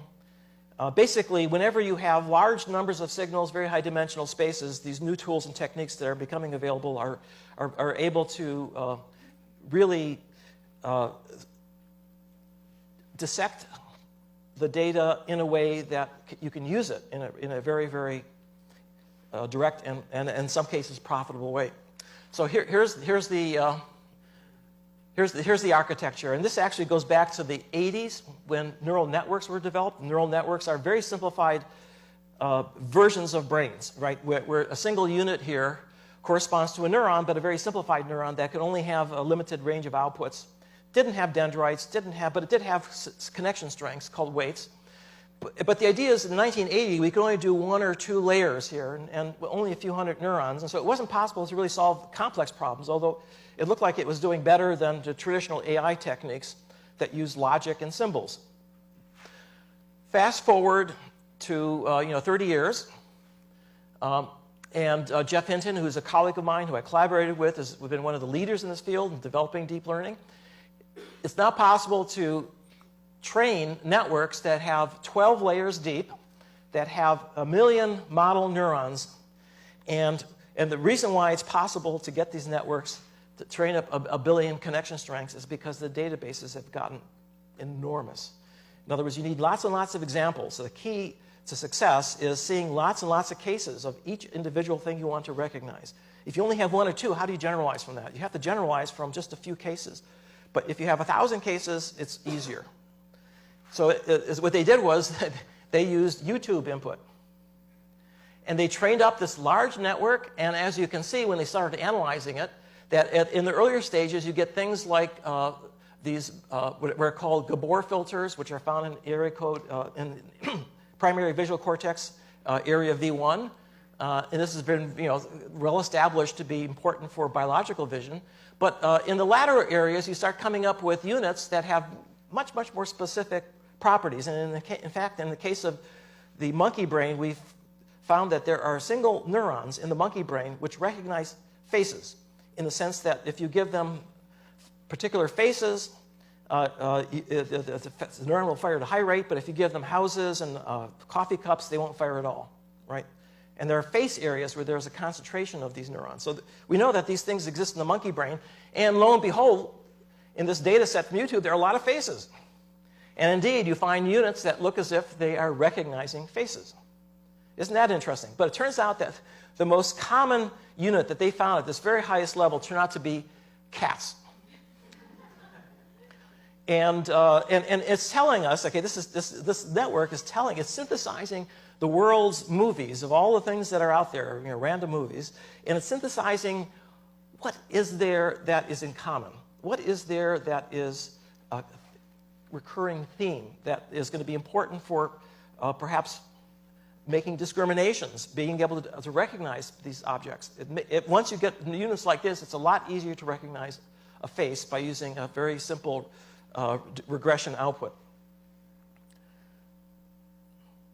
Now, it's not just the NIH. Darpa is also engaged, and they have 2 big projects. One of them is to improve deep brain stimulation. The electrode that is being used right now in 100,000 subjects, these are Parkinson's patients, is a device that was approved 30 or 40 years ago. It's like a crocheting needle with a big tip. You know, it's a kind of like a cattle prod. But it's effective and in alleviating a lot of the symptoms. Well, we could do a lot better now. If we just took the existing simulation techniques that are used in monkeys and approved them by the FDA and used them in humans, we would vastly increase the capability to be able to help people who have problems, not just from Parkinson's, but from depression and from other types of diseases, mental disorders, for which activating neurons and pathways might help. They also have a very, very ambitious and almost science fiction goal here with memory prosthesis. Darpa has been very effective in helping with limb prosthesis. They've developed robot limbs that can be activated by motor cortex. So this is directly from the brain activating a robot limb. And that's been very, very important for helping soldiers coming back from the Middle East who have lost their limbs. But what about memory? They have traumatic brain injury. They're coming back with problems with memory, problems with concentration, attention. Could we, using the same tools, recording and then stimulating, help memory? And that's the goal here. And Jeff Ling is the director of the new Biological Technology Office that is organizing these projects. And I'm going to quickly skip over this, except to say that Helen Mayberg has been one of the leaders in figuring out which part of the prefrontal cortex, which when you stimulate it, can alleviate patients with clinical depression that are resistant to any antidepressants. And so that's research in progress. There are still clinical trials going on, but I think this is just the tip of the iceberg. I think that this is going to develop a whole new technology that will be able to very, very accurately and specifically activate particular types of neurons in different parts of the brain. NSF has its own, I should say not problems, but projects. There was a meeting that was organized in May, a little workshop that I helped organize. We had a list of 30 people that we invited, and 140 people showed up, to show you how popular and exciting this was. It was right after the announcement in April. So here's a program called EAGER, and the idea is to look for innovative ideas. And so NSF wants to help get new ideas that no one else has explored before, and see if we can search through and find new ways of solving these difficult problems. Interestingly, the state of California got wind of the BRAIN Initiative and decided, California, we have the 6th largest economy in the world, maybe we should have our own BRAIN Initiative. And so last year, Ellen Corbett, who's the head of the committee that looks into this, visited and had a hearing, and right now they're putting together the state budget, which may include a California BRAIN Initiative. And finally, and this is something that took a long time for me to understand, and this is something that the biggest question I'm always asked is, what is your big project that you can sell to the American people? Usually it's a disease. We want to solve Alzheimer's. That's something everybody understands. And the past projects, for example, sending a man to the moon, had that kind of iconic status. The idea of a man standing on the moon somehow resonates around the world. Everybody understands that. But we don't have something like that. And in fact, it would be a mistake to use a single disease as our goal, because billions of dollars are already being spent to try to alleviate Alzheimer's. And progress is very slow and painful. Okay, well, it took me a while to figure out that, in fact, the marquee that's used to fund these projects may not be the most important impact that they eventually have. Let's take a look at the man on the moon. Yes, it's true. In 1969, Neil Armstrong set foot on the moon, but have we been back since then? No. Why not? Well, there's actually not much there to go back for, right? A few moon rocks. But why was it important? It was important politically, because we were in a race with the Russians. Number two, it created an industry, a space industry. Satellites that now are circling the globe, that are used for weather prediction, for GPS, and for lots of other things, right? And it's a big economic part of, it's a big chunk of our economy. So the moon itself was not the real goal. The real goal was to create an infrastructure that could boost the engineering capabilities, and not just in rocketry, but also in electronics and materials. War on cancer, right? That was a big one, and in fact, you have a whole cancer institute here. Well, did we cure cancer? That was our goal? No.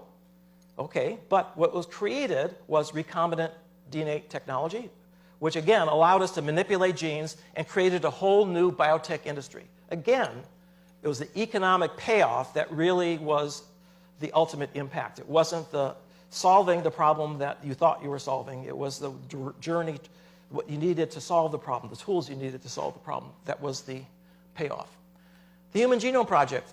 I remember that the goal was to cure human diseases. Remember, this was how it was sold. But the fact is, once you have the whole genome, you can read it all you want, but it's not going to tell you how to solve the disease. That's going to require a lot of research. It's going to help you. And in fact, it has created a whole genomics industry.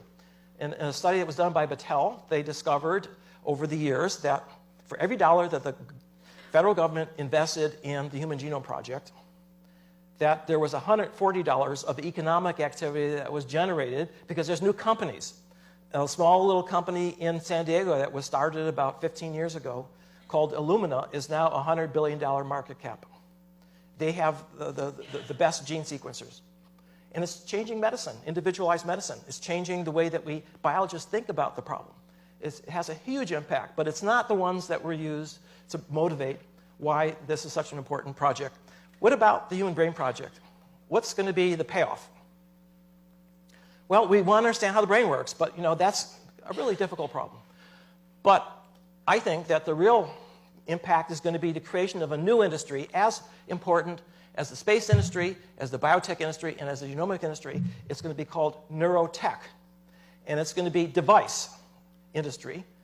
Just as pharma has created a very sophisticated drugs that can be used to alleviate lots of illnesses and very effectively, those haven't been as effective for the brain. Why? Because unlike the liver that only has a few types of cells, the brain has thousands of cells. And there are all these side effects.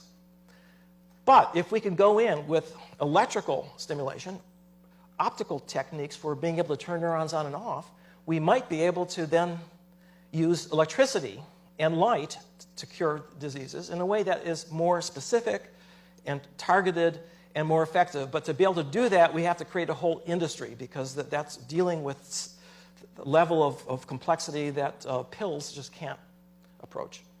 This is a prediction, and we'll see how that pans out. And finally, I think there's another payoff here that I think may be even more important for our country. This was an announcement that was made by John F. Kennedy in 1961 at a joint session of the Congress, and it was very audacious. We are going to the moon. And this was a time when the Sputnik was overhead, and the American public was really feeling kind of, what happened? I mean, I thought we were the head of, ahead in terms of engineering and science. But Kennedy was very bold and said that, we're going to go within the next decade, and we're going to do this. And he inspired the nation. And when Neil Armstrong got to the moon in 1969, the average age of an engineer at NASA was 26. Let's think about that. That means that 8 years previous to that, they were in school.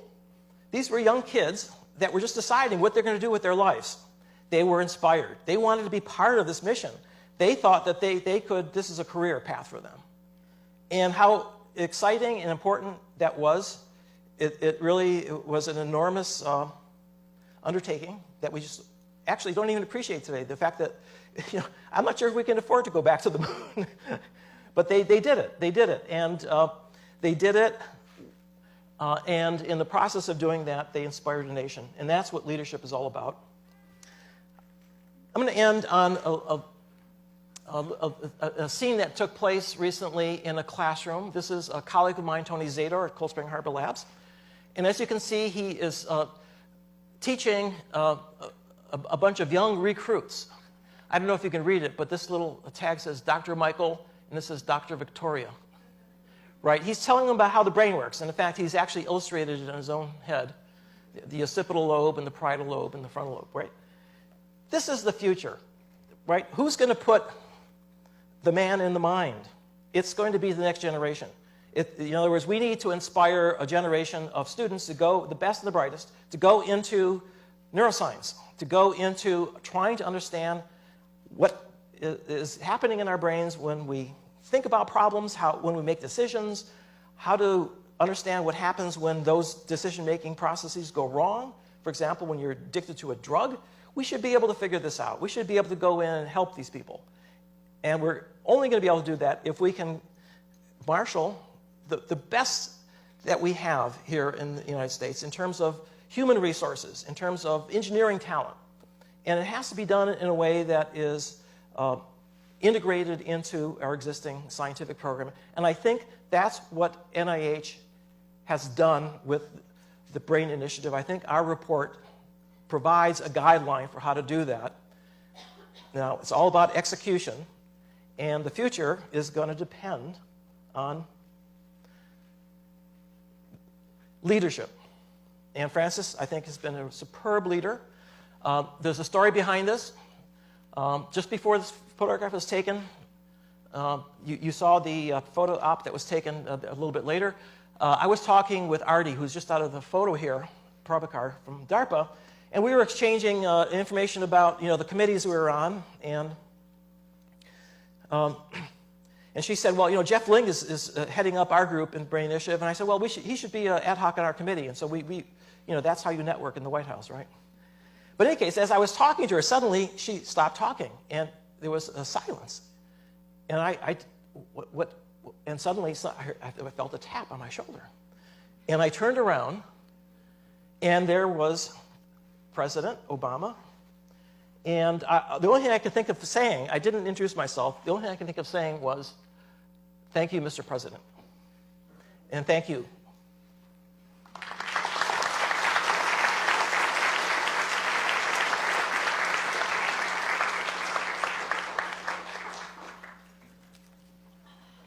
This has been a wonderful talk. It really was inspiring, as you intended it to be. I wish that others could have been present.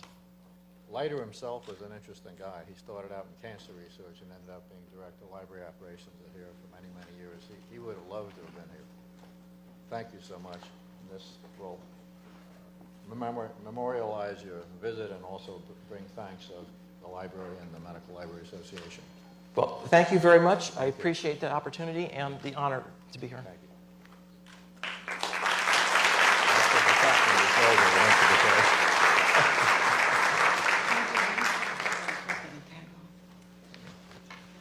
All right. In Washington, it doesn't count unless it's on TV. Thank you. Now, you had agreed you might take a question or two? Oh, I'd be happy to answer any question. Good opportunity, folks. Or if you need to go... I have a question. Yes, go ahead. Dr. Sosnowski, you mentioned that one of the goals of the BRAIN Initiative was to establish platforms for sharing data. And you know that we, as medical librarians, understand the daunting amount of data and images that are going to come from this project. And we're wondering if you can expand on that goal and how we can help. Happy to. In fact, I'm the one who wrote that part of the report. So if you have any problem with it, contact me. So here's what needs to be done.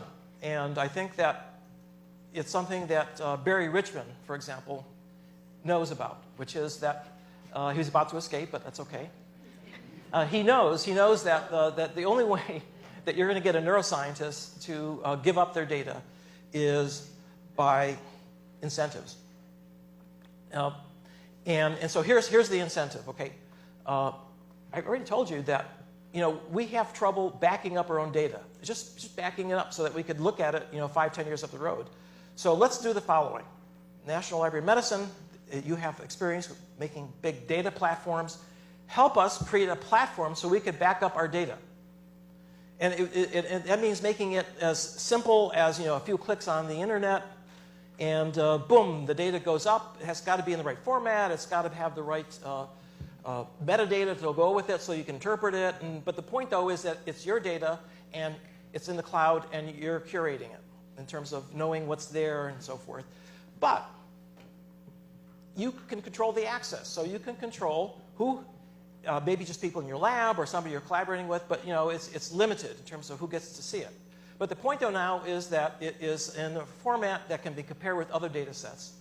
And at some point in the future, when the Brain Initiative ramps up, and in our proposal, in our report, we predict, again, it's a big extrapolation, that this would ramp up to, say, 300 to 500 million a year over the next 5 years.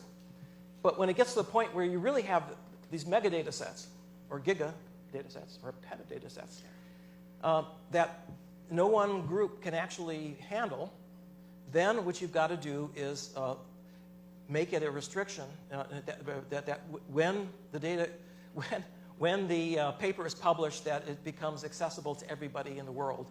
And that's what's happened with these other data sets, genomics data sets and protein structure data sets. And that really changed the whole culture. Once you do that, then you can begin to compare data sets. And here's a little anecdote I heard about from the Hubble Space Telescope. Half the papers that are now being published from data from the Hubble Space Telescope are not coming from the labs of the PIs who actually had the experiments that collected the data. It's coming from archival data that has been put into the public domain. And how is that happening? Well, it turns out that they had to put a lot of effort into calibrating it. So now it can be compared with new data that's being generated, and you go back in time and you see how the star was it if it was a supernova, what was it like 20 years ago? If you didn't calibrate it, you wouldn't know. And we got to do the same thing with brain data. But the first step is to create the platform, and that's where we need your help to be able to figure out how to do that. It's going to require a consensus, a format, a set of rules. How do you use it? What's the access? And if somebody does use it, what are who gets to publish and so forth? Very complex problems that have to be solved. Thank you. Hi, I enjoyed your talk very much.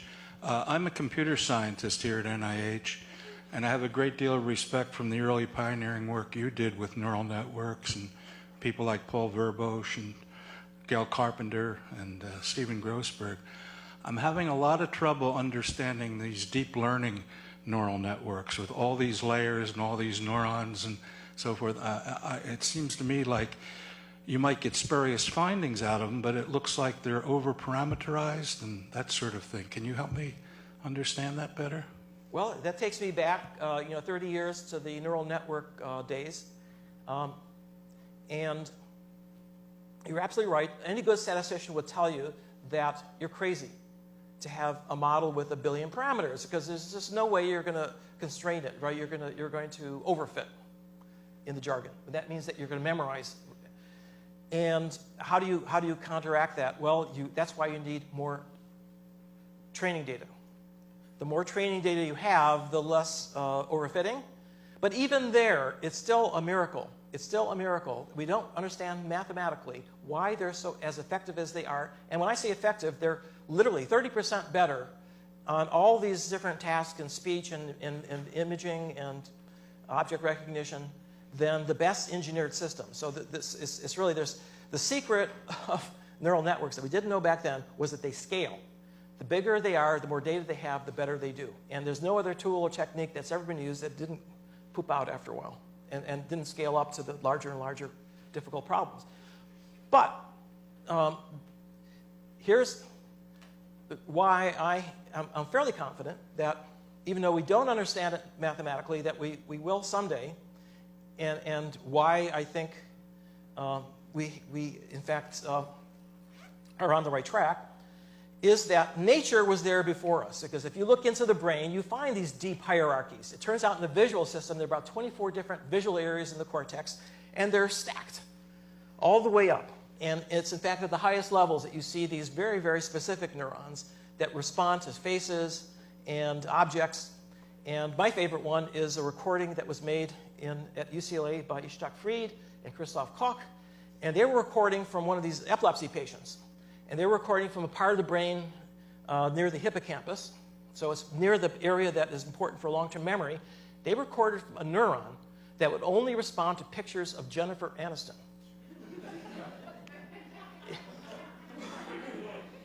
And not any other actress. Although I think it did respond to a picture with Brad Pitt at the time they were going together. But it's an anecdotal finding in the sense that, they didn't look at, they had a limited number of images, maybe a few hundred that they could use in the limited time they had.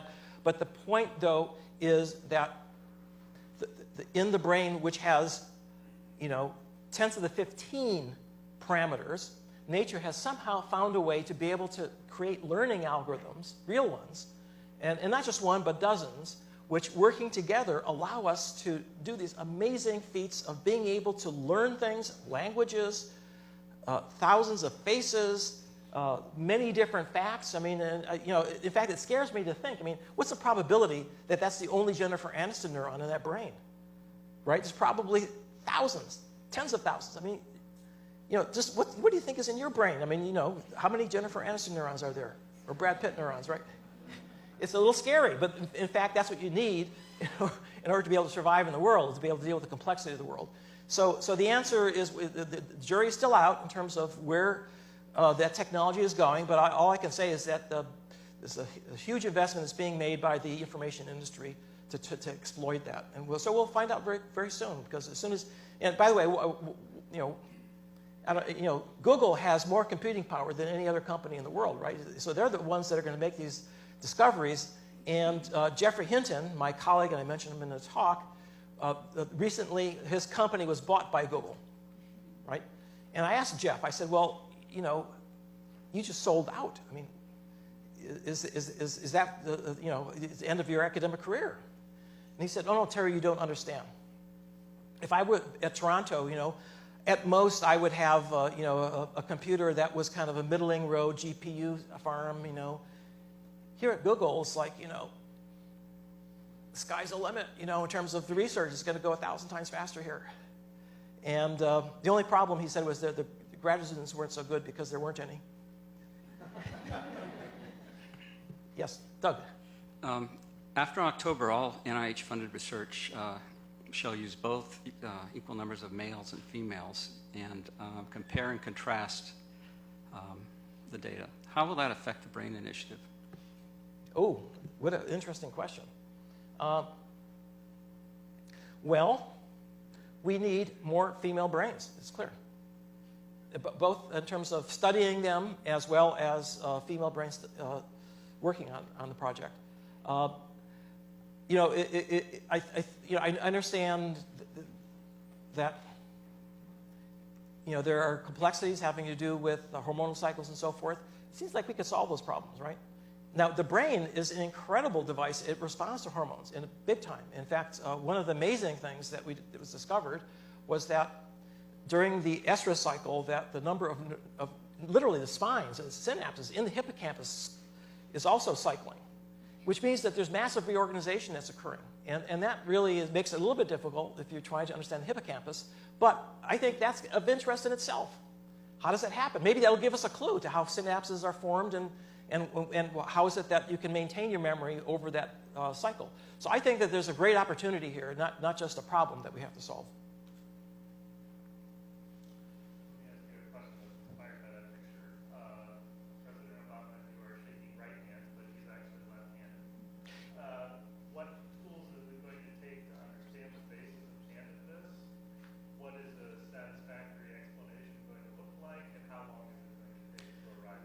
Well, I'm impressed that he was able to learn how to shake with his right hand.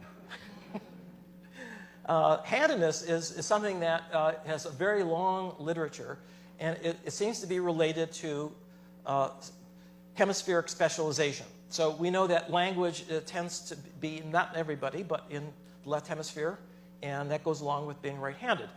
But it turns out there are people who are left-handed, and of those, the language is not always in the left hemisphere. So it's a very complicated interaction. There's a question of how is it determined genetically or through experience which hand you're going to have. It turns out that there are some people who started out ambidextrous and because of convention are forced to write with their right hand. And so if that's done early enough, the brain circuits will reorganize, and that's an amazing thing. The ability of the brain to adapt and to create new circuits is something that helps us not only for normal function, but also after a stroke or some other brain injury. allows us to create a new circuit that allows us to get around the bottlenecks that are created by the stroke. So all these problems are interrelated in the sense that if we understood something about stroke, that might help us understand something about how the brain adapts to other traumatic experiences. And if we understood something about left-handedness and right-handedness, maybe that'll help us understand something about stroke. But without the tools and techniques to go in and see what happens in the animal brains under those different conditions, then we'll forever be sort of circling around and looking at it and saying, gee, you know, there's something going on there we don't understand, but we don't have the tools to get at it. I think the next decade is going to be the golden period for neuroscience in terms of being able to answer a lot of these questions, because until now we didn't have the tools, but we will have them. In the back. What do you think of the European Blue Brain Project's approach at reconstructing the brain from the bottom up with computational neurons? Well, I'm not a physician, but I would say that if a brain was blue, that it was having problems. And you're referring to both not just the Blue Brain Project, which was the Henry Markram Project, but also the European Brain Project, Human Brain Project. And I think that that's a real contrast with the way that the Brain Initiative was organized here. Although the concept, comes from the president, he put it into the hands of the scientists to decide what would be best.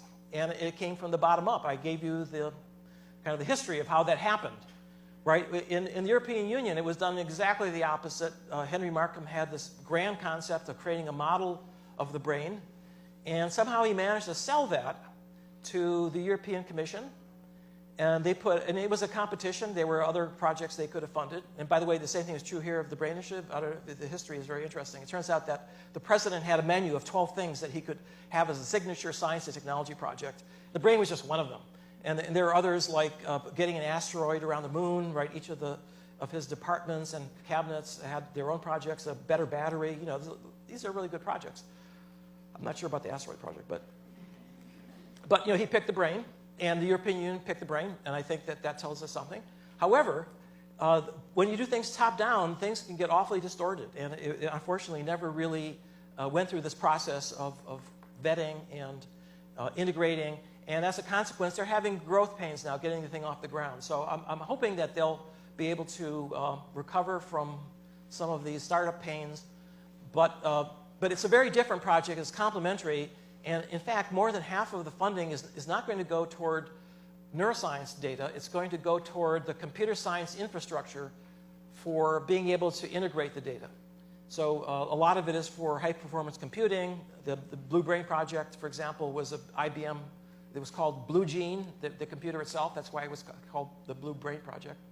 And it's clear that they're going to put their money on computer science. We're going to put our money on sensor technology and big data analysis. And so, I think we'll have a way to bring on board all the different initiatives.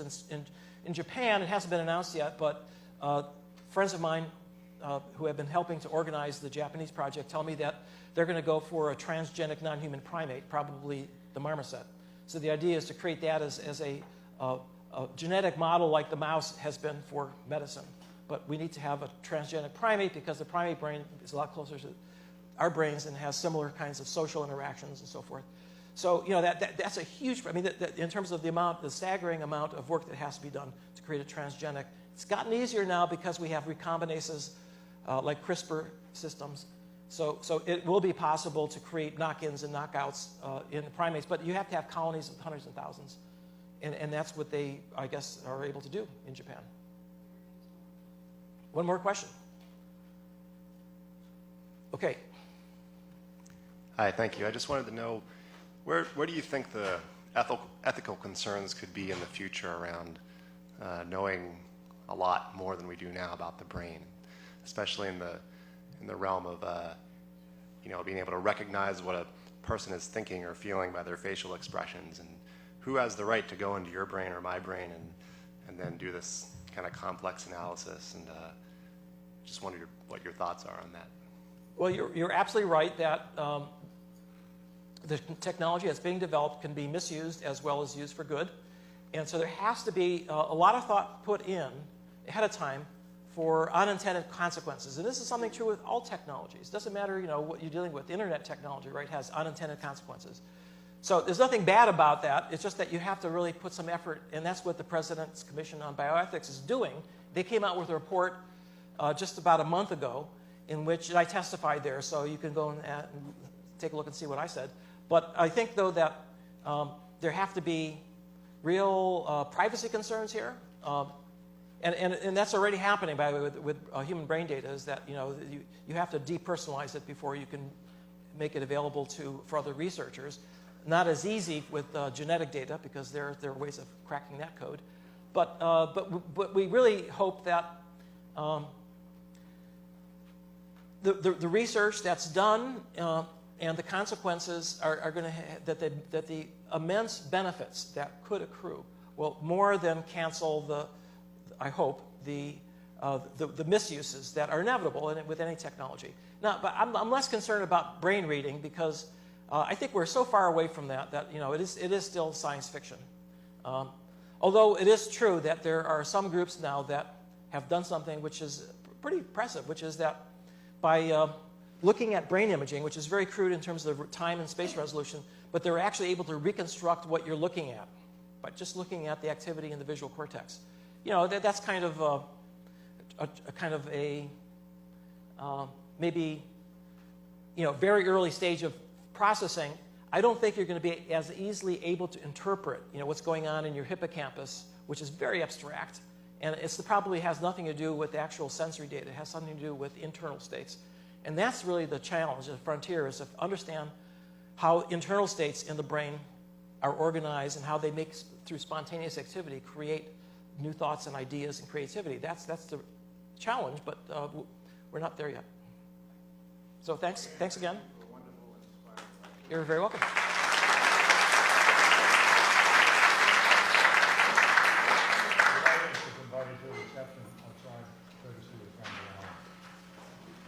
Thank you so much.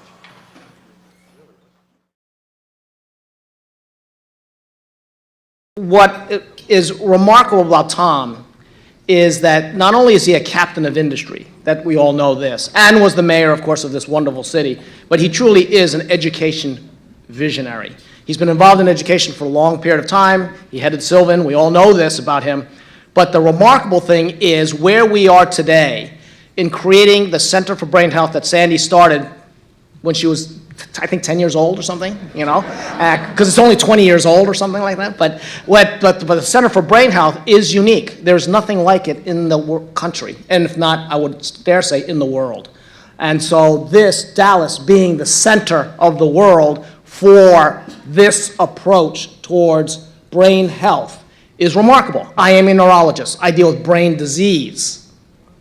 But Sandy has turned the discussion to talk about brain health. And it takes leadership like Sandy, like Ian, like Tom, to really make this into a national, if not international, dialogue. If we're really going to truly change the way people feel, the way people think, the way people grow, it is going to be starting and ending with their brain. A good brain, a healthy brain, gives you that sense of joy and happiness. That's where it emanates from. It emanates not from your heart. Your heart is a pump. I'm sorry for the cardiologists in the room, but it's a pump.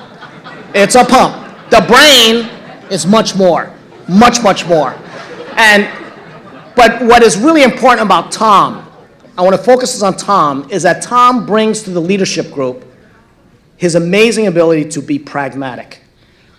I'm a scientist. Sandy's a scientist. Ian's a scientist. Basically, we're nerds. The problem with nerds is that we like the science, but how do you get the science to be something valuable? How do you get the science into the people? How do you get the science into the patients? Nerds don't know how to do that. I'll be blunt. Nerds don't know how to do that. So we need a non-nerd, and the non-nerd clearly is Tom. So the beauty of Tom is that he is not only a brilliant leader, a man of incredible character, but he is a pragmatist. And the reason why this program, the Center of Brain Health program, the Brain Health Project, is going to succeed is because of the leadership of a TOM. And that makes it unique. I'll clear here. I'm a Hopkins professor. There's probably some Harvard professors in here too. But the point is that the reason why they don't have the impact is because we did not learn the valuable lesson that Sandy brought, and is you have to find a Tom. And without a Tom, you're never going to get there. And so, Tom, I am so blessed to be a co-leader of the Center for Brain Health Project with you and Sandy and Ian, and I do know that we will succeed. We will absolutely succeed, largely because of your contributions, your leadership, and I, for one, found it invaluable already to myself. So thank you, Tom, for everything.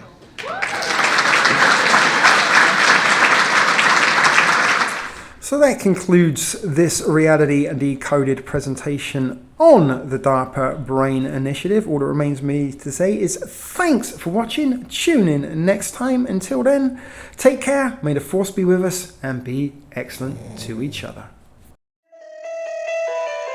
Wake up to reality. Nothing ever goes as planned in this accursed world. The longer you live, the more you will realize that the only things that truly exist in this reality are merely pain, suffering, and futility. Listen. Everywhere you look in this world, wherever there is light, there will always be shadows to be found as well. Sit, Ubu, sit. Good dog.